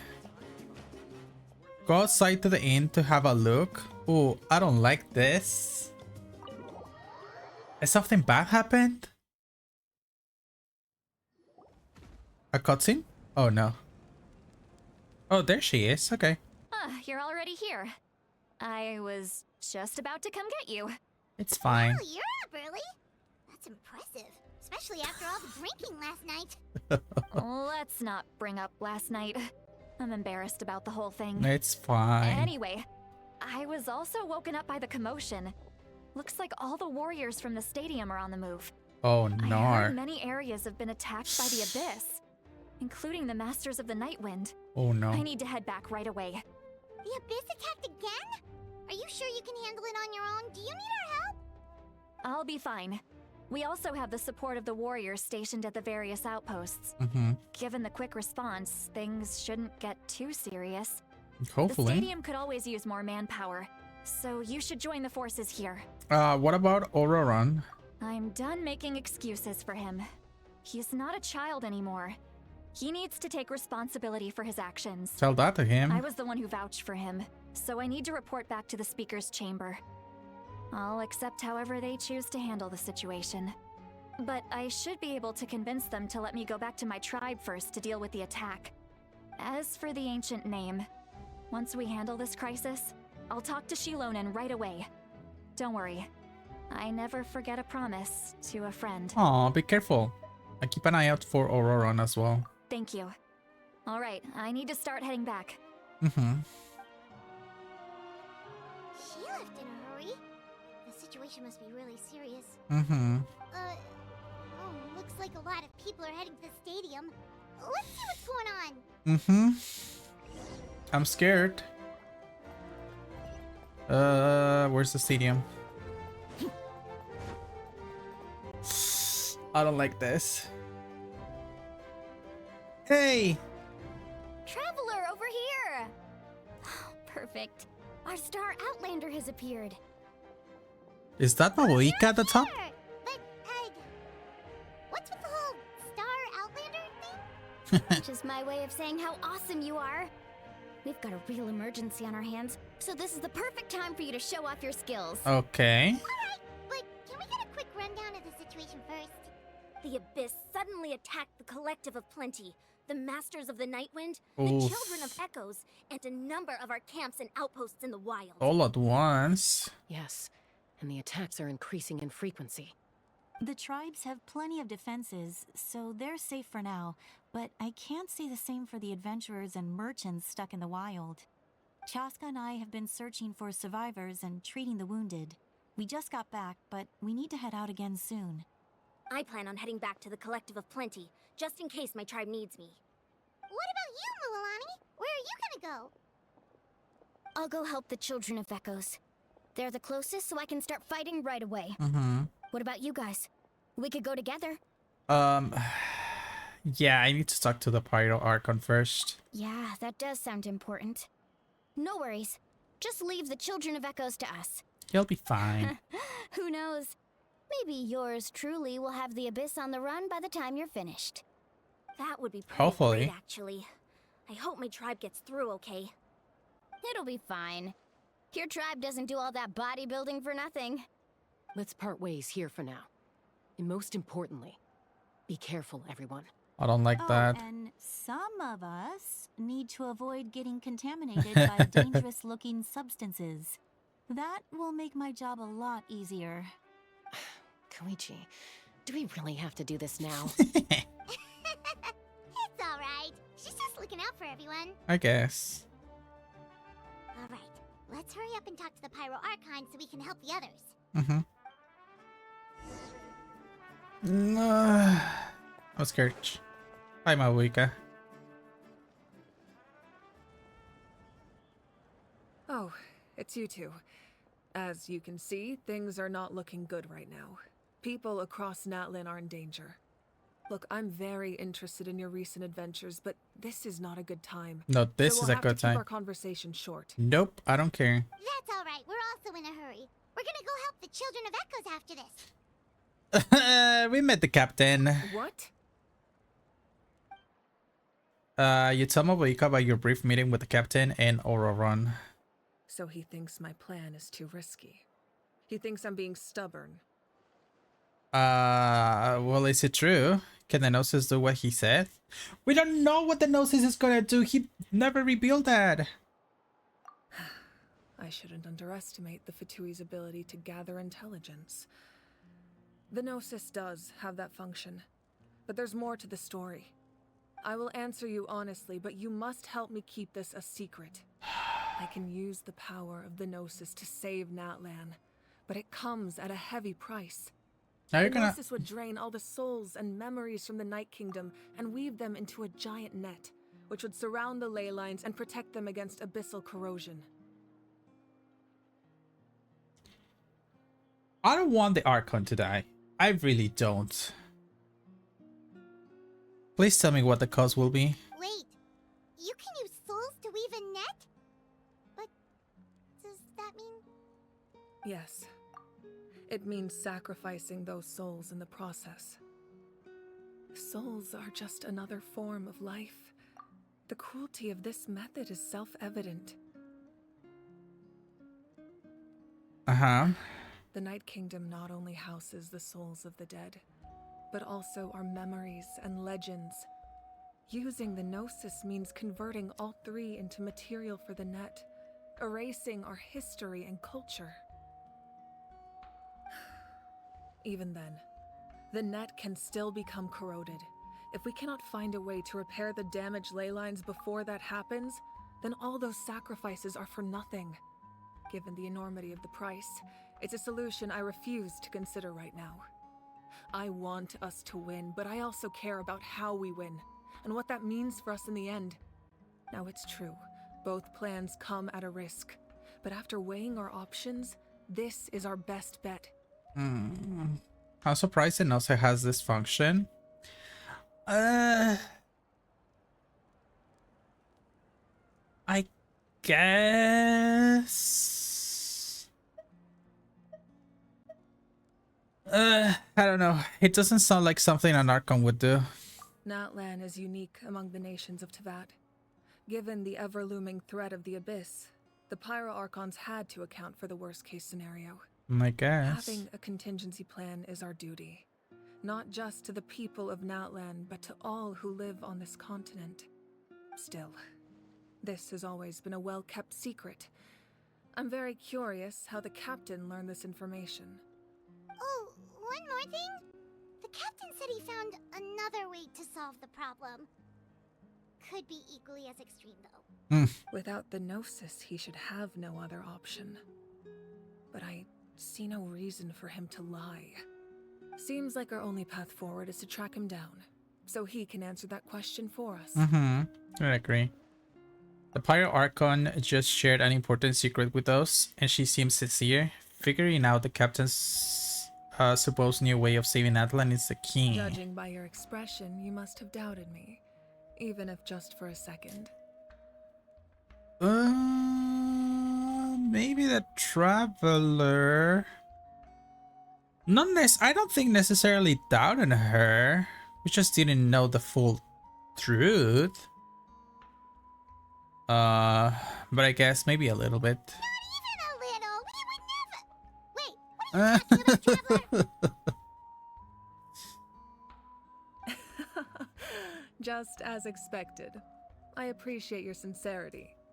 Maybe it was out of caution, anxiety, or simple curiosity, but know this. No matter what, our goal remains the same. We both want to save the people of this land. So now that you have your answer, do you still doubt me? No, not at all. You scared Paimon. You've really got a lot of guts, Traveler. That's a good thing. Oh, and feel free to call me Mawika. It's what all my friends call me, and I like it that way. As for the captain, the intelligence officers we assigned to the Fatui should be back soon. We'll get our answer then. Okay. That's great. Sounds like we just have to wait a little longer. Are the current attacks the beginning of the real disaster? Not just yet. Even though the Abyss is attacking several locations at once, I'm confident the warriors stationed in those areas can handle it. Don't worry. I just need to finish coordinating our available manpower, then I'll take a small team to handle the difficult locations. Wait, you're going to fight in person? Didn't you give up your power? That's true. I'm far less powerful than a god in my current state. But don't forget, I was an experienced and powerful warrior before I ever became the Pyro Archon. No matter how you look at it, my duty is on the front lines. I'm sure you're an inspiration to all the warriors, or you're not stretching yourself too thin. Nah. I just think there's strength in numbers. If the people feel emboldened, that's just a bonus. Anyway, even if we respond to these threats in time, it's not a permanent solution in the long run. I've considered moving my people to other nations, but given their close connection to the Night Kingdom, a forced evacuation would have devastating consequences. I've told the chiefs of each tribe to strengthen their defenses and advise people against leaving their settlements. Now, I just need to find the right time to disclose the true nature of the crisis to the people of Natlan. Paimon's a little worried about how people will react. I think a lot of people will join the fight. Yeah. Yes, but that won't be the only response. In any case, that's for me to worry about. I'll let you know when we have more information on the captain. Alright, we should head out. Maybe we can join up with Moani. She can't be too far ahead. Yeah. Stay safe, my Wika. No need to worry about me. I mean, I have. You're still not a playable character. So if you die before that, then that means we're not gonna be able to pull for you. Oh, where is it, Lally? Why are you so far away? There she is. Quick, over here, to safety! Kachina, how many people do you have left? They all made it out. It's Rick and Paimon. They're here. What's the situation?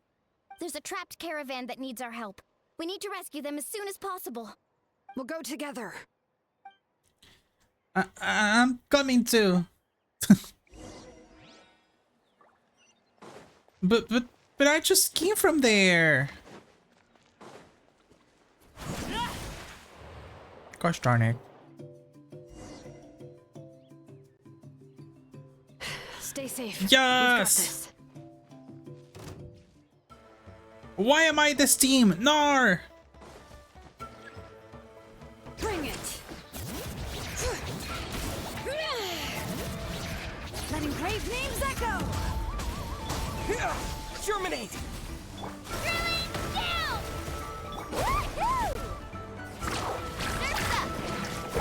I mean, I guess.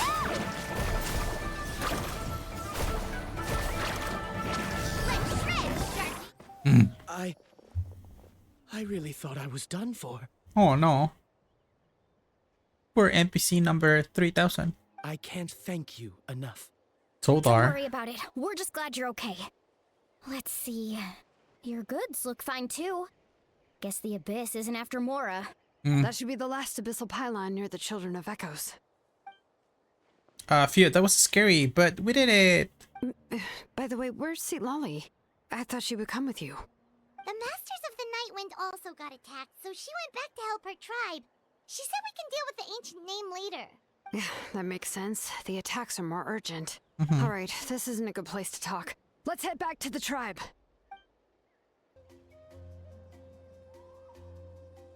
Looks like a few people were hurt after all. Oh, I should have got here sooner. The Abyss threw a lot at us at once. I rushed out as soon as I heard the alarm, and there were already so many monsters. Before long, Kachina brought over a whole group of warriors, and just like that, we destroyed several pylons as a team. Nice. I wasn't in charge of anything. We just wanted to get to be together. Still, I think this proves the camping in the wild was a great idea. That's how we were able to respond so fast. Sleeping in the wet grass was pretty uncomfortable, but it was worth it. I don't mean to be negative, but the situation is not looking good. You mean the situation in the Night Kingdom, right? Yeah, I feel the same way. We've managed to keep it a secret all this time, but more and more people are realizing something's wrong. It's impossible not to feel anxious when things are getting worse by the second, and all we can do is wait. And we still don't know when the final two heroes are going to appear. That just means we need to buy the Pyro Archon more time. Keep pushing, everyone. Every battle is worth something. You really are an eternal optimist, Mualani. You always find a way to cheer people up. Why, thank you. I guess it's one of my better qualities. I learned a few things you should know. You shared the captain's intel. So, specifics aside, the Pyro Archon confirmed the Gnosis can resolve the crisis, but it comes at a huge price. And somehow the captain finds out about it, goes to fight the Pyro Archon, and calls her out for having a solution but refusing to use it. Didn't Mabuika told us not to share anything with anybody? Honestly, if he has the same information as us, I can't really blame him. It's probably because our plan is so risky. We don't even know if the 6 heroes will reunite in time. We talked to Moika before we left the stadium. According to her, the cost of the captain's plan is too high. And, well, it makes sense. If that was truly the better choice, she would have picked it. Yeah, I trust the Pyro Archon. When I was upset about Kachina's disappearance, she was really sincere and patient with me. Plus, she burned down all those precious mementos for Kachina. She's already proven how much she values even a single person's life. When it comes to NATLAN's survival, there's no way she would hold back. I agree. Maybe the captain weighed the costs and came to his own conclusion, but I'm sure we have different priorities. Life is important, but so are history and memory. As the Archon, she can't tell us everything, but it seemed like she wasn't holding anything back this time. The next question is, if the captain found a new way to save NATLAN, how come the Pyro Archon has never heard of it? Yeah, and isn't he from Snezhnaya? Why would the Fatui want to save NATLAN? This is all super confusing. I agree. We still don't have enough information. Once we figure out what the Fatui are doing, we'll have our answer. Let's head back then. Moika said her intelligence officers should return soon. With how many Fatui there are, someone's bound to give something away. Sounds good. I have a few theories of my own. With a bit more information, we just might get to the bottom of the whole thing. Want to join our garrison, Molani? I was just about to ask. Count me in. If I was just a bit faster, we could have prevented a few people from getting hurt. People who could help us in the next battle. It's all a chain reaction. Then you should go register right away. It shouldn't take long. Everyone's looking for people. Register? Nah. I'll just follow you around. You know, go where you go, do what you do. Okay, but then you have to follow my orders. You got it. I just don't want to make the trip back. It's so far. Alright. See you all later. Let's get together and celebrate once this is over. Oh, you betcha!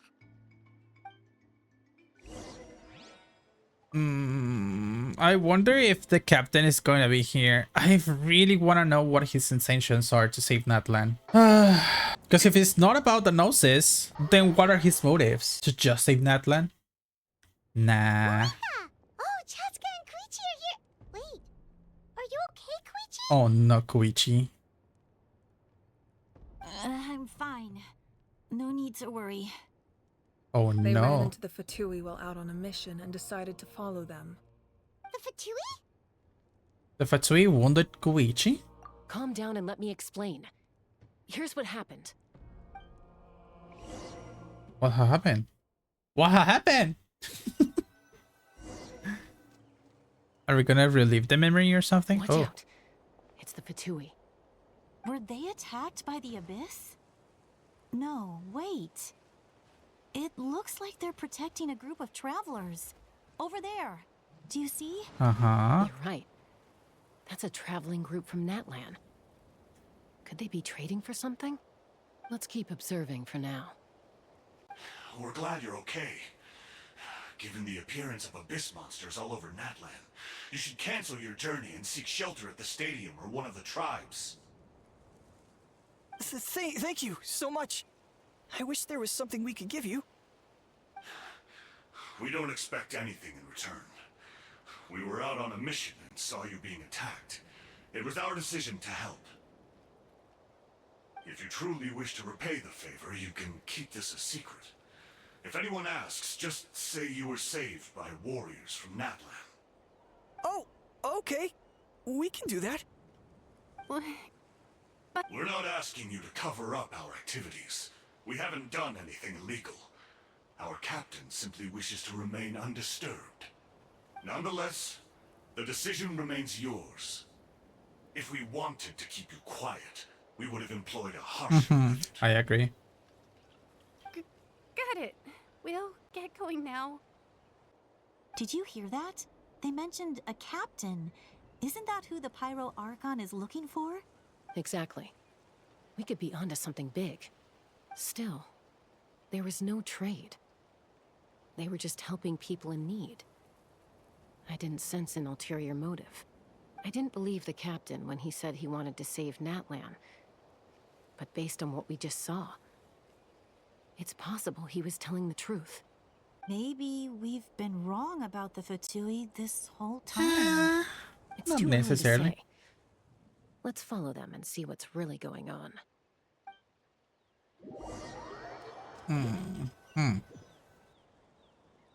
So this is where they were headed. Looks tricky.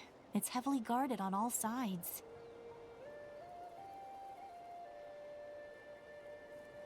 Koichi, wait for me here. I'll go in and check it out. Oh, no, you don't.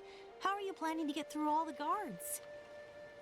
Look, I can use this terrain to my advantage. With our tribe's special way of getting around, I doubt they'll see me coming. We still can't see anything on the inside. What if you can't find cover? You won't have anyone to watch your back if you go in alone. The more heavily guarded the location, the more valuable the secrets. Even if the captain isn't here, we can still figure out what the Fatui are planning. That intel is worth the risk. Fine. You're not gonna listen to me anyway, so let me come with you. That's even more risky. You've been running around saving people for days. You're already at your limit. I'm confident I can protect myself. I'm not sure you can say the same. At least right now. I can. You really believe that? Fine, don't believe me. But you can't honestly tell me infiltrating a heavily guarded Fatui hideout all on your own sounds more reasonable. You know, growing up, even if I insisted on doing something, it never gave you any trouble. I'm not sure you can say the same. All right. If we start arguing, this will never end. We can't let this opportunity go to waste. Guess that means I win. Don't worry, you're not the only capable young person from our tribe. I can handle this. All right, same plan as usual. We split up, communicate with hand signals, make sure our blind spots are covered, and support each other once we strike. Got your ropes? Yeah, let's go. Don't like this.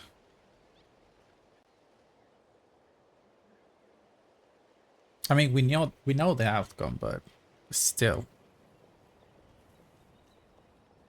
They're gonna see. Oh my god. You're in plain sight. Come on. The Fatui have eyes all over this place. I should wait for Koichi's signal. Is she gonna fall or something?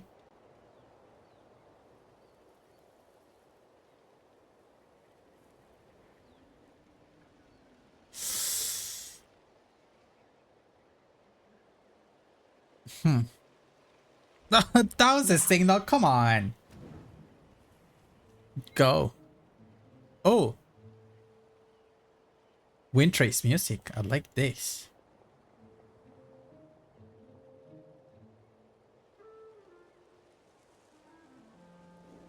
Not sure how many chances I'm gonna get. I need to act. Jump down. I guess.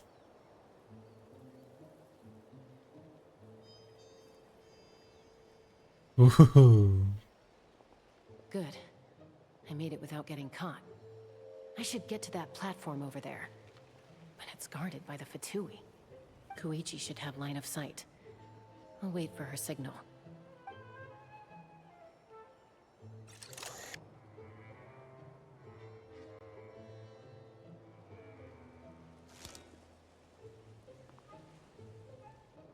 That's it. Now's my chance.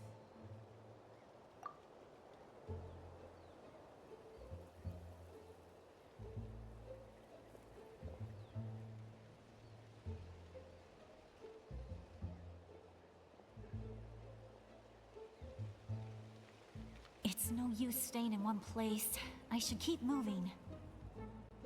Looks like Chaska is helping me by keeping an eye on the Fatui movements. I'll wait for her signal.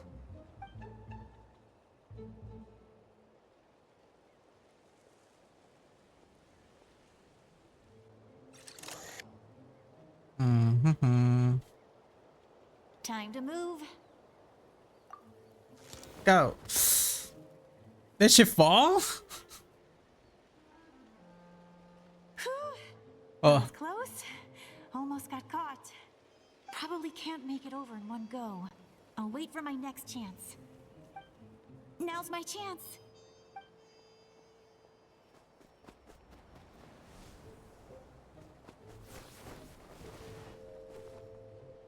I made it! That'll show my sister. Let's see. The Fatui's occupying all the best locations. If we could just get past them somehow. Wait, I've got it!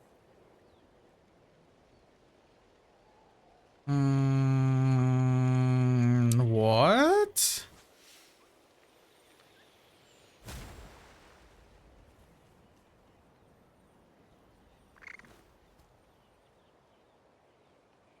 Huh?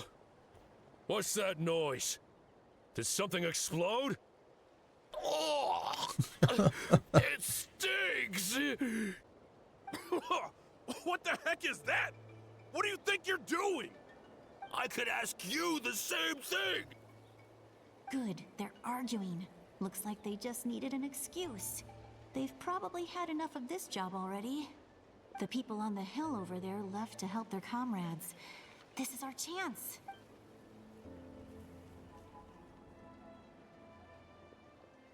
Come get me, Chaska. I hope she gets this hand signal. That's Koichi's signal. Smart idea. Alright, time to move. Give me your hand, quick. Coming! I checked, and this way is completely clear. It should lead us to the deepest part of this place. They?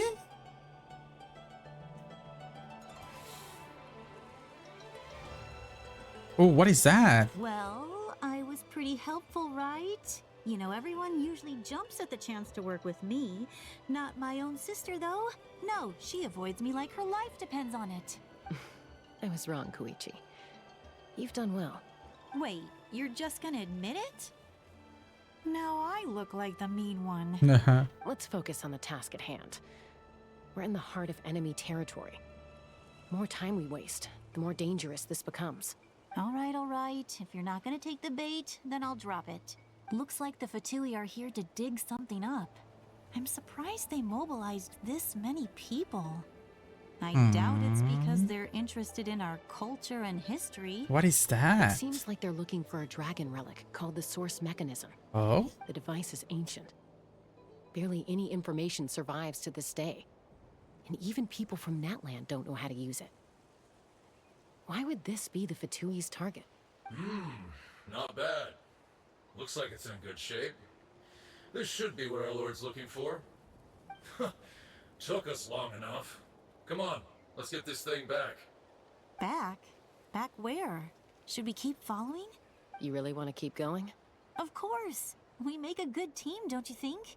No reason to stop now. What was that sound? Uh-oh. We've been spotted. Time to go. Falling rock incoming! Watch out for your gadget! What? You'll regret that! After them!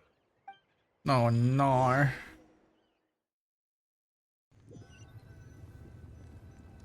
What about the Once we got rock? them off our tail, Oh. we went back to observe some more. They'd collected several identical pieces of something. It looked like they were waiting, though. So we decided to come back. So, Koichi got injured trying to get them off your tail? She pushed herself too hard and collapsed on the way back to the stadium. Oh, okay. Well, I didn't cause you any trouble while we were fighting, right? So my perfect record remains. You've done very well. I could make a comment on knowing your limits, but it's not my place. I know. I'm already reflecting on my actions. So, our current intel suggests that Fatui is after the source mechanism. The device is a complete mystery, even to us. What does the captain want with it? I have no idea. But it's safe to assume the device could serve a similar purpose to the Gnosis. Shilonen, I need you to gather every scholar in NATLAN familiar with the secret source. Yeah, I'll get right on it. Thank you both for your hard work. Koichi, it's time for you to get some rest. Oh, and there are gifts from your patients waiting at the speaker's chamber. I've prepared a small gift of my own as a token of gratitude. I'll send it to your home along with the others. My patience. That's so nice of them. Guess that means I'm doing something right. You don't need to give us anything, Archon. We were just doing our duty for NATLAN. I should take Koichi home now. Well, if Koichi doesn't want her favorite Saurus crackers, then... I accept. Thank you, Archon. What am I gonna do with you? There's some for the rest of you as well. They're one of my favorites too, so don't be shy. I'll start investigating the source mechanism right away. If I learn anything, you'll be the first to know. Yummy snacks! Yummy snacks. What's next for you two? I'm taking Koichi home. With our parents there to keep an eye on her. I can make sure she actually rests. Nah. Hey, it's not like I'm some kind of prisoner. I'll be fine in a day or two. There's no need to go all the way home. That's what you always say. Everything's no big deal until you collapse. What if the Abyss attacks again? You're saying if I let you rest in a hotel, you're not gonna rush out the minute you hear the alarm? I won't. Triple promise I won't. Mm-hmm. Fine. On the off chance something like that were to happen, I might. Nah. But I'm a doctor. I have a duty to help people in need, no matter how hard or tiring the work gets. We need you. So you need to look after yourself too. I guess you're right. But I don't have to like it. This reminds Paimon of when we first met. Except you were the one trying to stop Chaska from doing something dangerous. I'd do the same for anyone trying to put their life in danger. As a doctor, I don't want people to get hurt because of a rash decision. Then try to see things from my perspective. You clearly want to protect your patients. So can't you understand why your own sister would feel the same way about you? The two of you are the same, you know? I disagree. I understand the risks and costs of my decisions. Who wants to be like her? Overconfident, always making excuses when things go wrong. That's just not true. You think I don't have proof? Okay, don't get into another fight. Just pretend Paimon never said anything. Don't worry, Paimon. You didn't do anything wrong. Arguing is just how we communicate. Neither of us really takes it to heart. Plus, I guess we are similar in some ways. Maybe I rush into things without thinking, but I learned that from her. We're family. I can't help it if my older sister is a bad influence. Okay, you don't have to put it that way. So, you're all good now? This is probably normal for them. Neither of us are really the type to back down, so we'll always have our differences. But still, we get along in our own way. Plus, I know you'll wake up one day and realize I was right all along. I just need to wait. Be my guest. Come on, let's get you home. See you later, Traveler and Paimon. I'll be back once everything's settled at home. There's no rush. At least grab a nice meal with your family. See you later. Bye, you two. Take care of yourselves out there. Those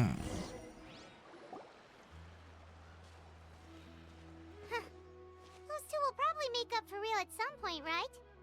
Well, we've learned a lot. Let's go over everything that we know so far.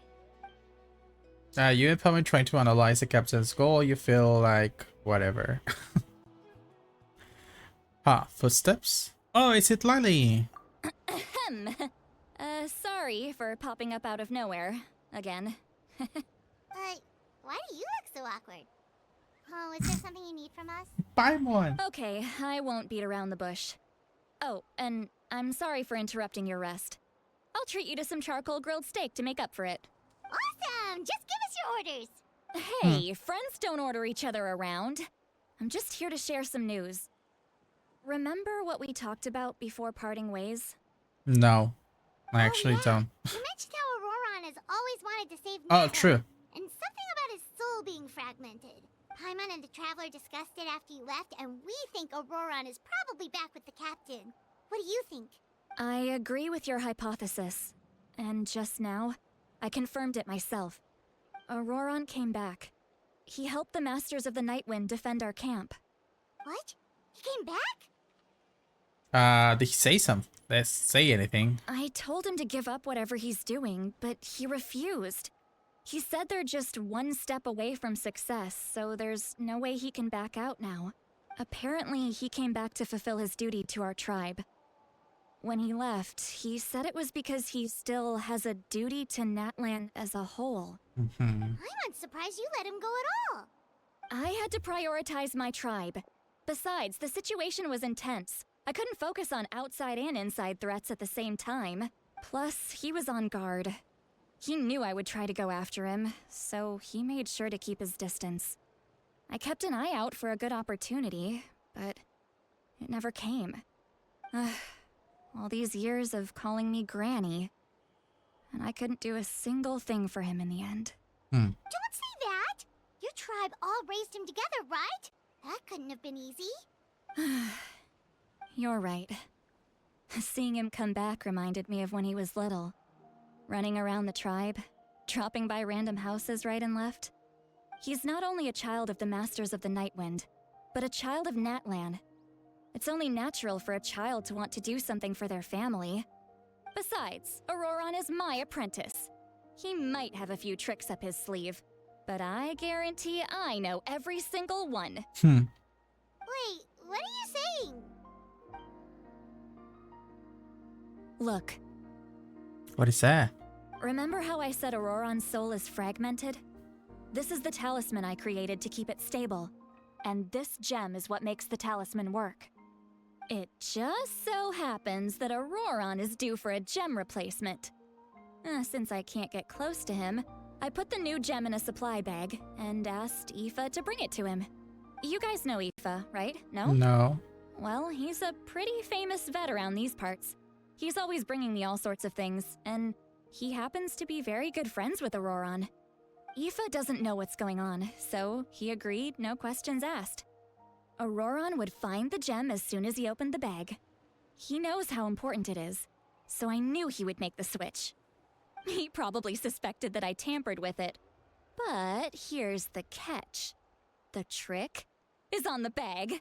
The moment he touched it, a portion of his memories were copied onto the old gem, which he no longer needed. Okay. That's amazing. You can do something like that? Most people can't, but I can. That trick he used to bring you to the Night Kingdom isn't anything special, by the way. My technique is much more subtle. He won't notice anything. So in other words, we have a whole backup of Auroron's memories in this gem. The kid thinks he can take me on? Like I wasn't the one who taught him everything he knows? That's amazing, Sweet Lolly. Let's take a look right away. Once we get to the bottom of this, we can finally track him down. I don't like this. I know he thinks of me as his grandma, but do you think he'll get mad at me for this? You can be honest. That's a tough question. Paimon doesn't have a grandma, so she's not the best person to ask. It's possible. Families disagree sometimes, but as his family, you have to do this. To be honest, I've always doubted my ability to look after him. I didn't stop the ceremony all those years ago. But if I stop here, it will haunt me until I'm 500 years old. Every night I'll wake up in a fit of anger. And then start crying. And then start freaking out. I don't scare that easy.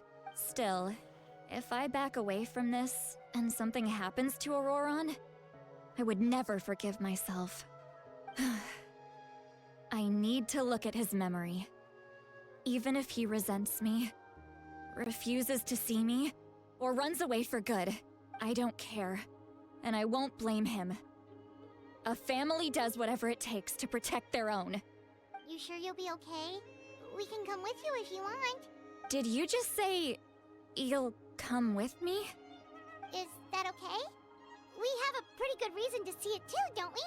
Because, right, we need leads on the Fatui.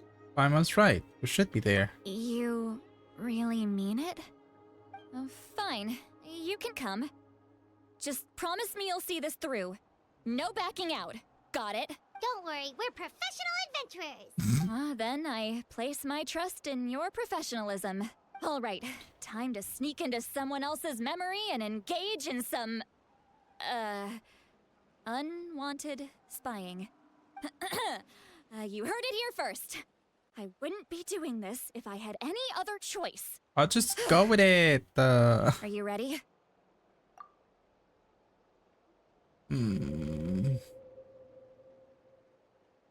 What is this?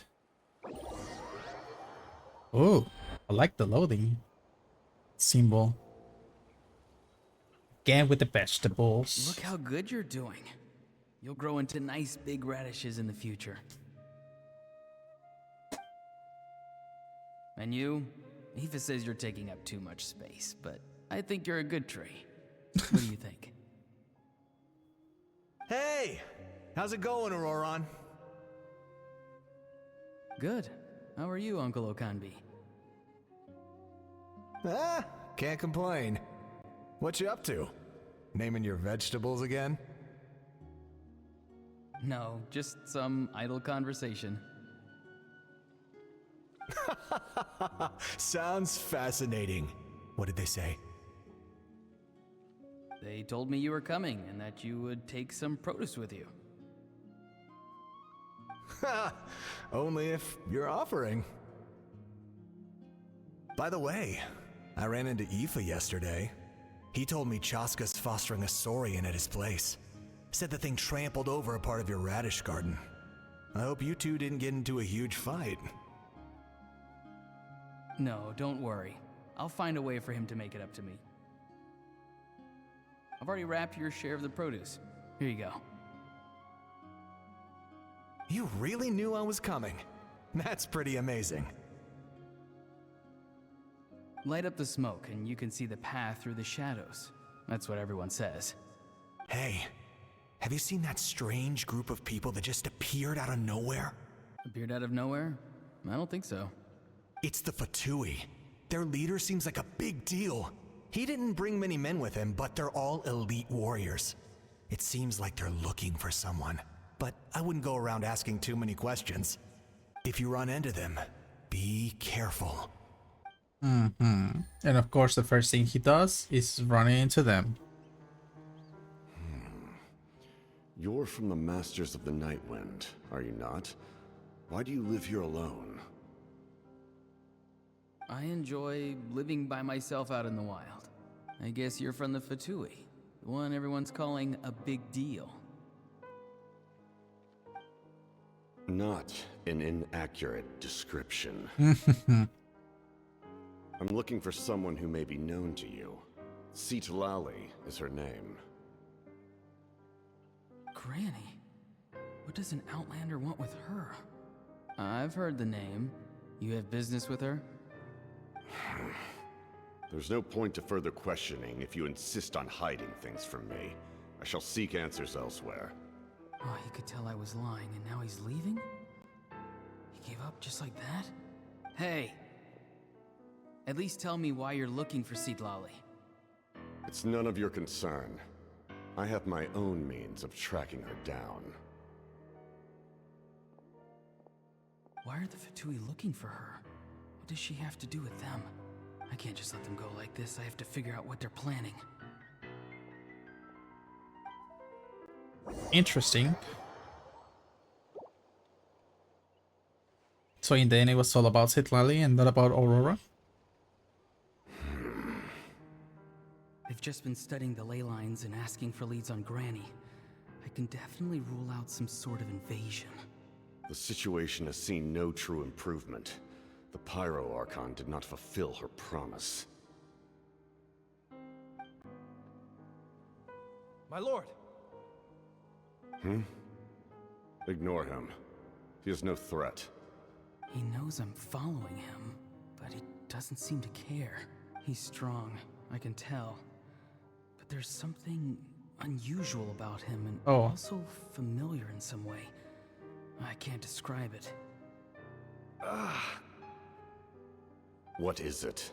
My lord, I feel dizzy. A ley line disturbance. Certain presences have been forced to wander outside their rightful realm.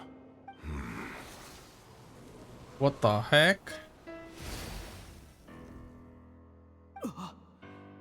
That was a spell from the Masters of the Nightwind. How did he know that? Is he sending those escaped souls back into the ley lines? How did he do that so easily? Soulfaring is supposed to be extremely difficult. This could be related to why he's searching for Granny. I feel much better. Thank you, my lord. Think nothing of it. Stay vigilant, and continue to gather information. The Abyss could attack at any moment. If you notice any irregularities, assume drill formation and be prepared to fight. However, there is no reason to over-engage. Information is our first priority. Yes, sir. Why are the Fatui fighting against the Abyss? Do they really mean us no harm?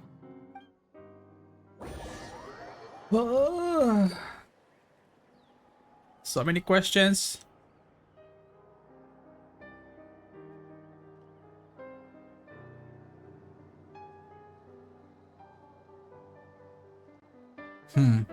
This is when he fought Mahuika. This whole time and still they ignore me? Do they really not care? It seems like his subordinates refer to him as the captain. Never heard of him before. And now he's headed to the stadium. That's unusual. What is he gonna do? You two, with me. Everyone else, wait here as instructed. Send word to the other teams to retreat immediately if this fails. Yes, sir. He's going inside? But the Pyro Archon is in there. What does he want with her? Forgive me, my lord. Allow me to check one more time. Do you truly wish to do this? The time for idle observation is over. It now falls on me to act. This nation is out of time. Yes, sir.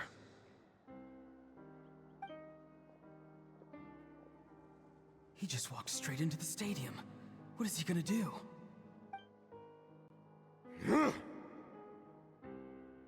They're both incredibly strong. How long will they have to fight until someone comes out on top? Wait, this feeling. Just like the other day near the ley lines. It's faint, like a soul's trying to escape. Oh. Where is it coming from? From the captain? He's looking for Granny? If he dies here, then all clues will be lost. I can't let that happen. It's not when he uses his power, I guess. As for you, I must confess, I did not expect that little trick of yours to save the day. No matter how dense the fog, as long as the sun remains, we cannot turn day into night. She could have dispelled it.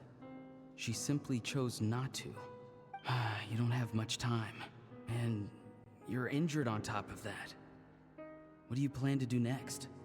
I'm beginning to see just how useful you may turn out to be. You heard something from here, didn't you? Oh, from the wound, I guess. The wound? Yes.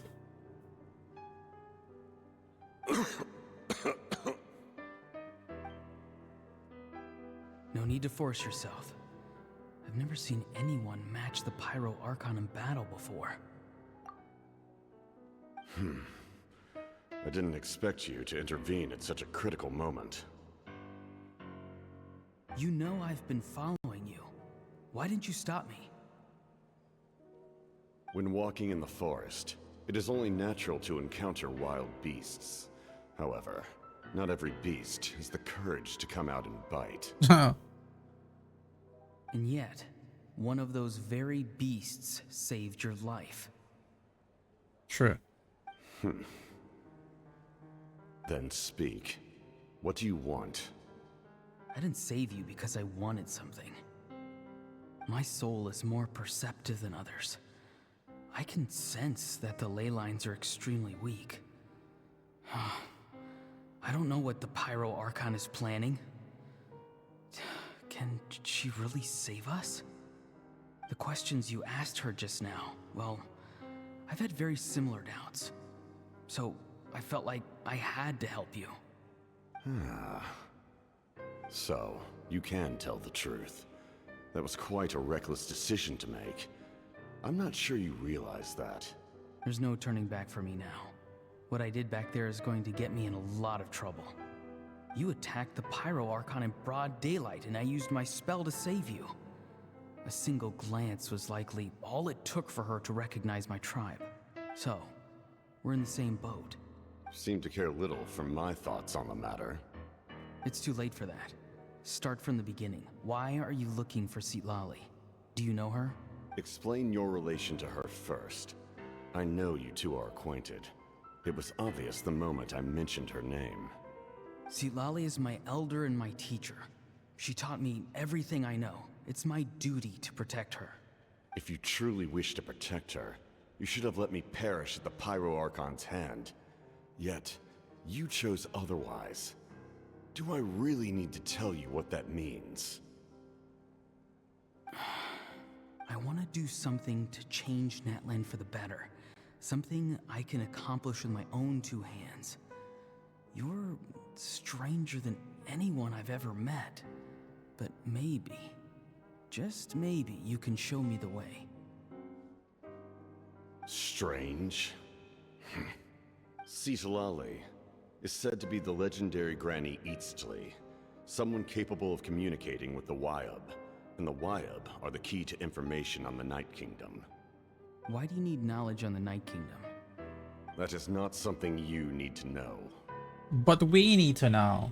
Don't forget, I saved your life. Do you not believe the Fatui capable of betraying a debt? People can lie, but souls cannot.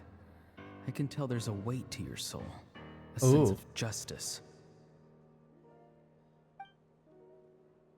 You may not live among your tribe, but you certainly know their tricks. I apologize for my rash judgment. You are more capable than I imagined. Let's go. We'll see if you have what it takes to join my plan. Huh.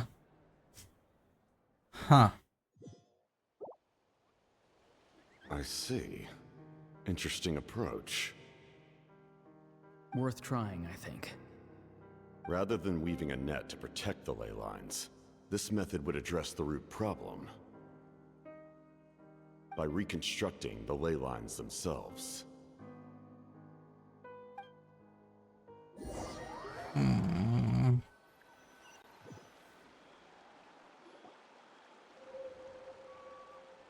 That's it.